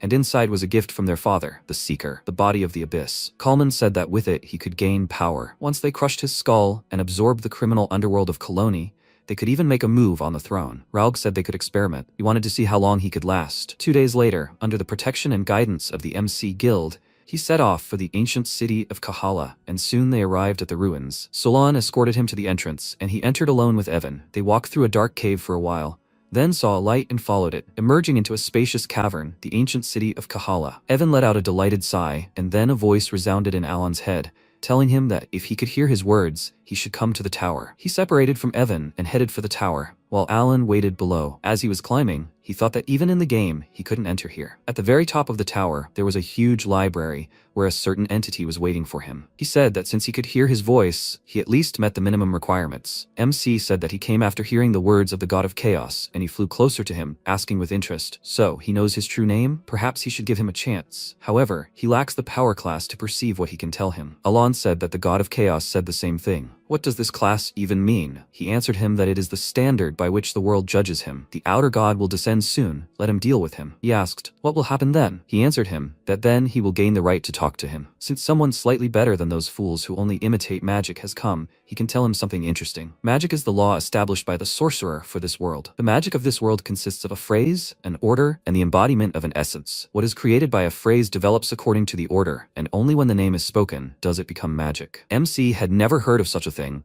and the creature said that even if he told him, he would not understand, so he would teach him the order, with one truly correct magic. Meanwhile, Solon was waiting for him and thought that he was late. Did something happen there? Something quickly ran near the ruins. Kalman arrived. He said that he finally found them, then quickly dealt with the guild members. Even Solon did not have time to notice him in time. Hearing the sounds, she turned around and Kalman, grabbing the head of one of her kin, said that there was nothing special about them. Seeing this, she furiously pronounced his name and exclaimed, already beyond the walls of the Colosseum, without any rules, he dares to do this? He laughed and asked what rules she was talking about. She did destroy the blood sand, didn't she? His precious kin. So this is his sacred family vendetta. He ran past her, heading for her kin, and she chased after him, furiously screaming at him not to touch her family. He immediately turned to her and struck her with a blow, which she blocked, and with a smirk, said that it was expected. She was so consumed by rage that she didn't notice how Raug snuck up behind her and pierced her body with a blade, saying that he told her so. She was easy to read. She looked at him and asked in disbelief, "Is this betrayal? It isn't, is it?" Solon had an incredibly deep affection for her kin, treated them well, called them family. After all, the happiness she yearned for was the times when the descendants of the Golden Mane tribe all lived together. Ever since leaving the orphanage, she'd been obsessively repeating her desire to take revenge on the Black Dragon who took everything,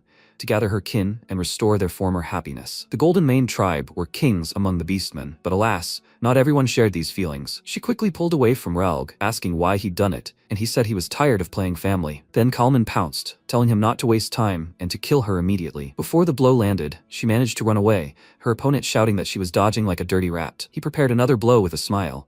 So confident was he, after all, he'd become many times stronger thanks to his abyssal body. Solon, too, hadn't stood idle and prepared herself, and then they rushed toward each other and collided, causing a loud crash. Then Raug attacked her from the side with black smoke obtained from the body of the abyss, and laughed loudly, saying that she was finished. Luckily, she was able to dodge, and he immediately chased after her, saying that they would see how much longer she could last. They both attacked her, pressing her, and she did nothing but dodge and block blows. At one point, the two drove her to a cliff. She dodged Raug's blow and attacked Kalman, throwing him against the cliff. Raug stepped aside, realizing that he would be no match for her in battle, and Kalman recovered from the blow and got up. At that very moment, Alan and Evan were just emerging from the ruins. He glanced at them and thought, didn't she call him a benefactor? He rushed towards him, smiling, saying that he needed just the right person. Everything worked out very well. Before killing him, he would try to use him as a hostage. At this time, Solon attacked Raug, but suddenly froze in place, not understanding how it happened. Raug jumped away from her and laughed, saying that it seemed like the poison finally worked. The blade he wounded her with was laced with Kamanasis poison. She definitely won't be able to move for an hour. By the way, she asked him the reason. Does she really think her relatives gathered around her just for a childish game of family? Of course, they were all for the power that the essence of the Golden Mane tribe gives. It was just that she had the right of ownership and authority. She got it by accident and swung it with exorbitant power. Does she even know how pathetic it looked? She said that maybe that was true. But still, even if at first everyone gathered for power, the time spent together was real, and they became a family, just like before. He chuckled and asked, has she still not woken up from her dreams? Let her admire for herself how much she is hated. He waved his hand, giving the signal, and other guild members appeared behind him, ready to attack her. She was shocked. She couldn't even imagine that the others were traitors too. Raug pulled out his sword from the black smoke and said that the essence should remain with the one who is worthy of it, and he would accept her gift with gratitude. But before he could strike, a powerful frost spell struck next to him. He turned around in shock and saw Kalman with a mortal wound, and the other two. Evan pulled out his sword, approached him with lightning speed and finished him off, and Raug retreated to his own people, nervously wondering, what the hell is this? He felt a terrifying energy emanating from the deities who followed Alon. He glanced at it and thought, this black smoke is magical power. Did he use the Abyss Body? But how? The Abyss Body appears in the middle of the game's story. Do you want to become a god? Anyone of the proper rank who absorbs this will gain divine power. Because of the vague description, only speculation surrounded it. So the guild members betrayed Solon. He poured a potion on her head and said it was the ultimate healing elixir, so she would soon be able to move again. And she shouldn't worry, only those scoundrels had betrayed her. But she was still very upset and hopefully asked, is this true? He answered that it was true. The guild he saw was happy. She looked up at him, then pulled herself together and confidently stretched her shoulder, and he asked if she could hold off the enemies while he completed the spell. She confirmed this, saying that her family was waiting, and then rushed towards the traitors and quickly struck each one along with Evan. MC meanwhile created icy snow and thought there was only one spell left. He closed his eyes to concentrate and uttered, image. Snow began to gather in one spot, and he remembered what the being in the tower had told him. He only knew individual phrases, but order must be comprehended and applied. A phrase distorts the laws of the universe, and order is the key to these laws. But having lost their great legacy, they had only resorted to absurd abbreviations. As soon as Alon uttered the inevitable fate of the blind man from the snowy mountain, frosty sparks erupted in the sky, and then a huge snowflake appeared before him, creating a spear several times larger. The being laughed, learning that it was called an ice spear. The true name of what these fools had lost was the crystal ice halberd. Seeing what he had done, Raug immediately rushed to stop him, but Solon stood in his way, shouting, How dare he approach her benefactor? MC, meanwhile, uttered the last part of the phrase, and a huge ice spike rushed forward, freezing everything in its path. Solon parried the traitor's attack. The spike struck the remaining enemies, and then she leaped to the side, and the only one in the path of the ice halberd was Ralg. He failed to react, and the ice spear pierced him. Everyone scattered to avoid the blow, and then his loud cry rang out. A huge ice wall rose on the sandy field, and the frost spread, strewing the area with sharp crystals. The traitors quickly died, impaled on the spikes, and it seemed Ralg too, but he still had strength for one last attack. He broke free from the icy shackles and pounced on Solon, exclaiming that he only needed to kill her. Alon rushed toward her, and he pointed his blade at her, thinking that if he could only take away the right to the essence, he could start over. MC took the blow, protecting her, and she looked in shock at the blade piercing his stomach. When he coughed up blood, Solon turned a furious glare on the traitor, and then kicked him with all her might, finally finishing him off. While Alon was resting, the ice had already melted, and Evan asked him if he was really okay. He confirmed it, thinking he had been mostly unharmed to begin with. The blade only slid across the skin and cut his side, and the hemorrhaging was from mana depletion. The blow was powerful, but he didn't think he'd expend so much energy that he'd suffer internal injuries. When he fought Kalman, he mentioned a man named Shutro, and that their father wanted to harm him. Evan helped him up, and he thought, what did that even mean? Anyway, everything worked out. When he fights an enemy who has absorbed the body of the abyss, it's the same as fighting a god, which means the third limitation applies. That's because the description of this thing said you can become a god by absorbing it. That's why he was able to defeat it. He glanced at Solon, who was standing there with a gloomy look, and thought, should he start with her? He can't let her turn into sin because of this. She asked why he didn't dodge. He was aiming at her after all. It was because of her that he was wounded. He answered her that she herself had said that she could stop the enemy, and she asked in surprise, did he believe her? To be honest, he asked her for protection because he wouldn't be able to dodge, but it was better for him to remain silent. She worriedly asked why he saved her. It hurt him. He rubbed his neck in confusion and wondered if it was a reflex, because the daughter he had raised for years was on the verge of death. He didn't think the blade would reach him. He answered her that reasons are not needed to save a family, and she noted that family is blood relatives. He realized he had misspoke, and she said with a smile that she still wanted to become a family with him. Her words touched him. It was like an adoptive father who had been unrecognized for years was finally called dad after so many years. But Solon thought about family with him in a different sense. She threw her arms over his shoulder and said that it was impossible to look like this. She was from the Golden Mane tribe, and he was a human, so they could get married. They both stared at her in shock and were speechless. Why was she even doing this in such a place? 5 days passed, and Kalman's atrocities gradually spread throughout Koloni. People were furious at his meanness, and Solon gained so much support that she was awarded the title of the first Baba Yaga. And all this time, she kept up with Alon with her marriage proposal. He didn't answer her and thought that there was no way to skip it, just like a choice in a game. At first, he was even pleased that she wanted to become a family with him, but he replied that she had already proposed to him 19 times. However, he had long considered her his family. She responded that if they got married, they would become a real family. She could make him happy. She was serious. He sighed heavily and thought that sweet potatoes and a quiet aristocratic life were enough to make him happy. It was time to leave. Solon came out to see him off and asked him to be sure to accept her proposal next time. He climbed into the carriage and wondered if she would get tired of this over time. The carriage moved off, and Solon happily waved goodbye, slightly upset. Her guild had become perfect. After the betrayal of the second leader of Ralg, her kin were sincerely angry and worried. Gathering the entire clan does not necessarily mean finding happiness. The ideal family she dreamed of was one that, even in mortal danger, thinks about and trusts each other. She confidently turned to her guild and thought that such a family must be built much more carefully. She must create a personal guard capable of protecting her benefactor at any moment, and then they will become a happy family forever. Meanwhile, Evan told Alon that he had checked everything through the information guild. Besides Ralg's people, no suspicious individuals had been found. He also requested surveillance and regular reports. MC thought that so much effort had been invested. He couldn't allow anything to go wrong. The next step to increase his rank was to deal with the external god, but he only knew about the divine rank. This was definitely not it, which meant there was something else. And with the natural order too, somehow more and more things were appearing that he didn't know about. That being finally advised him to examine the eastern part of the fortress at the foot of the tower. He went there, and there were records of the past that he had never seen before, but could read. The one who values honor above all else. The one who looked too deeply into the secrets of magic. The one who seeks forgotten death. The one with many hands. The one who is full of greed and envy. Alon thought that, just like in the game, the gods were represented figuratively. Hands and greed, they were definitely the 5 great sins. The rest didn't match his knowledge. Psychedelia is a story set in the future, so that's not surprising. But why are the outer gods and the gods written backwards? The outer gods are gods born from human faith or who came from other worlds,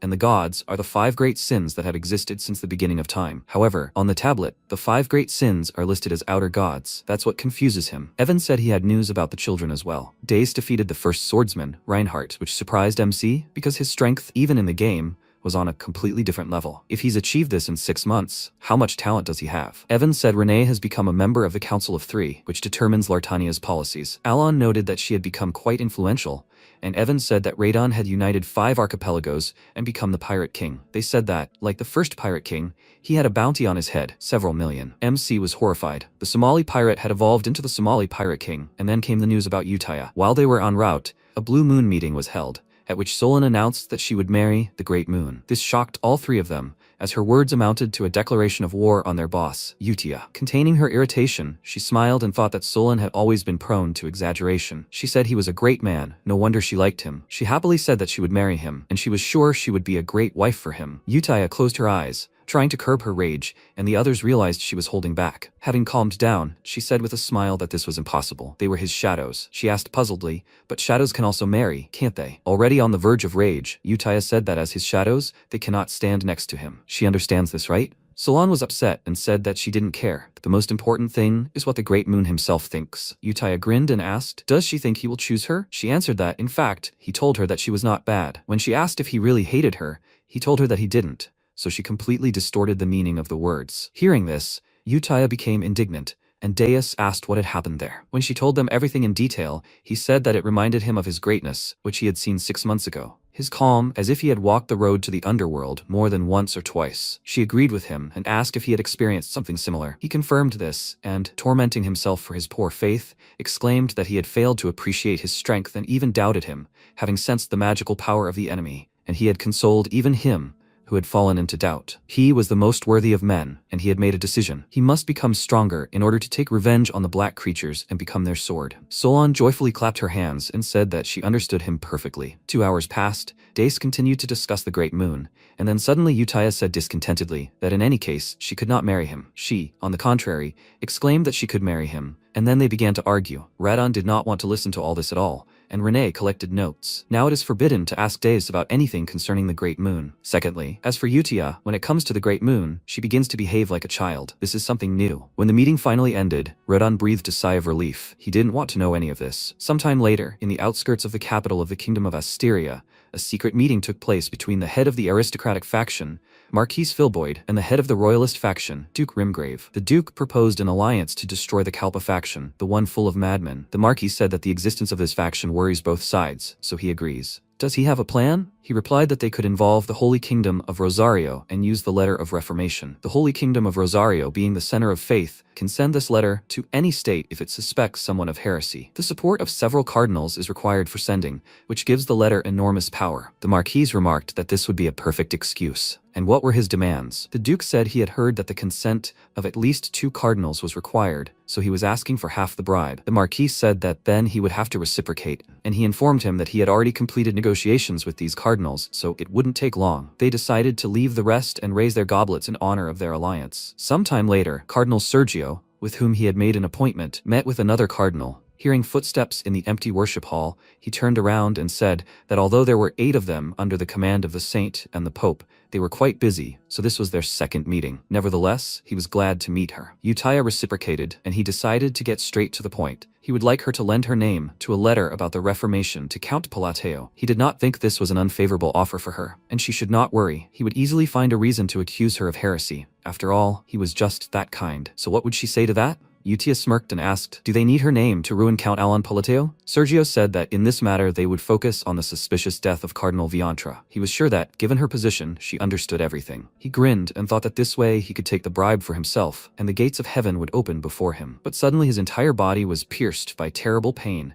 His limbs bent unnaturally, because of which he immediately fell, and Utia asked in a rage, was he asking her to kill the one she worshipped? His loud scream rang out throughout the hall, but no one heard it. She said that he could scream as much as he wanted, but no one would come. She continued to torture him, and he began to beg her to just kill him, to which she replied that she had already said more than 10 times that she couldn't. His body was pierced by pain again. He asked her to stop, but she continued to heal him and break his bones again. He fell on his knees before her and began to beg her to stop, let her kill him instead. She said that she would not kill him, he had something to do for her. However, he had attempted to take it and must be punished for it. He was again struck by pain. He screamed hysterically, and she ordered him to acknowledge his sins in order to gain forgiveness. A month had passed since returning from the desert, and MC began preparing to leave again, this time for a magic conference. Evan informed him that all the preparations were almost complete, and he thought that he was the leader, so it seemed he would have to go, although he still needed to deal with the entities of the abyss and the outer gods. How he didn't want to go there. That's what he would usually think.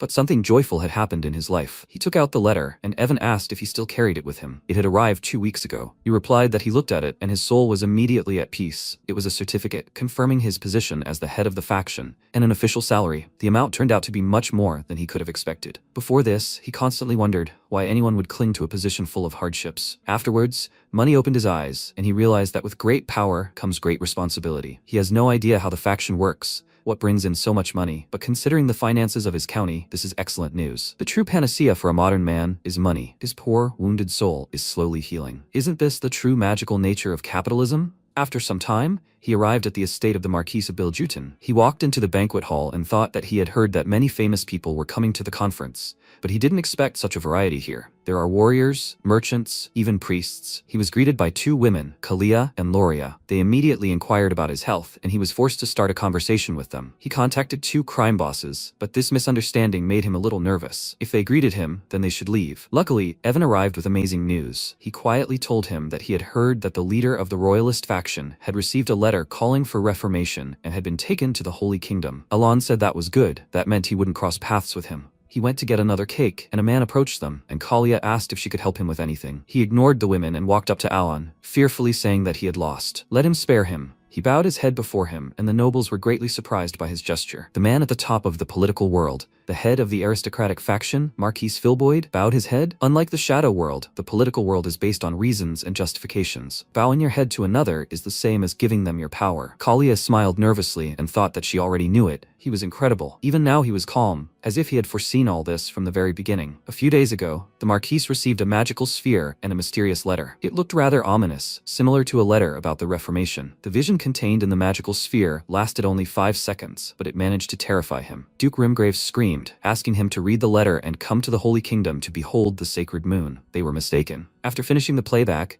the sphere cracked, and in the letter, the Marquis found a threat. He would be next. His hands trembled, and he wondered how this had happened. They only wanted to destroy him politically. Anyone who received the letter about the Reformation would fall in the political world. But if they were not connected with the heretics, their life was in no danger. However, Duke Rimgrave, who had no connections with the heretics, was hit. The Marquis immediately realized that Palatio had orchestrated the whole thing. But how did he manage to stage it better than them? But something was more important than that. He would be next. At the moment, he fell to his knees before Alon and bowed his head, touching his forehead to the floor, and said that he wanted to live the rest of his life in peace. He would retire from politics, if only he could spare him the letter about the Reformation. MC was completely confused, and did not understand what was happening, and looked at the women, thinking that it was their doing. Meanwhile, they thought with smiles that the face of one of the 3 secret rulers of Asteria was now increasingly revealed to them. This was magnificent, as expected of the Count. So the rumors that Altia and Genonia nominated Palateo as deputy head for convenience were finally dispelled. On the 3rd day after the meeting began, Alon went east for the magical conclave. While he and Evan were walking down the street, he said that Marquis Filboid, they say, also received the letter and went to the Holy Kingdom. MC asked, so he was dragged there after all? His knight asked in bewilderment, wasn't it he who sent it to him? He asked in response,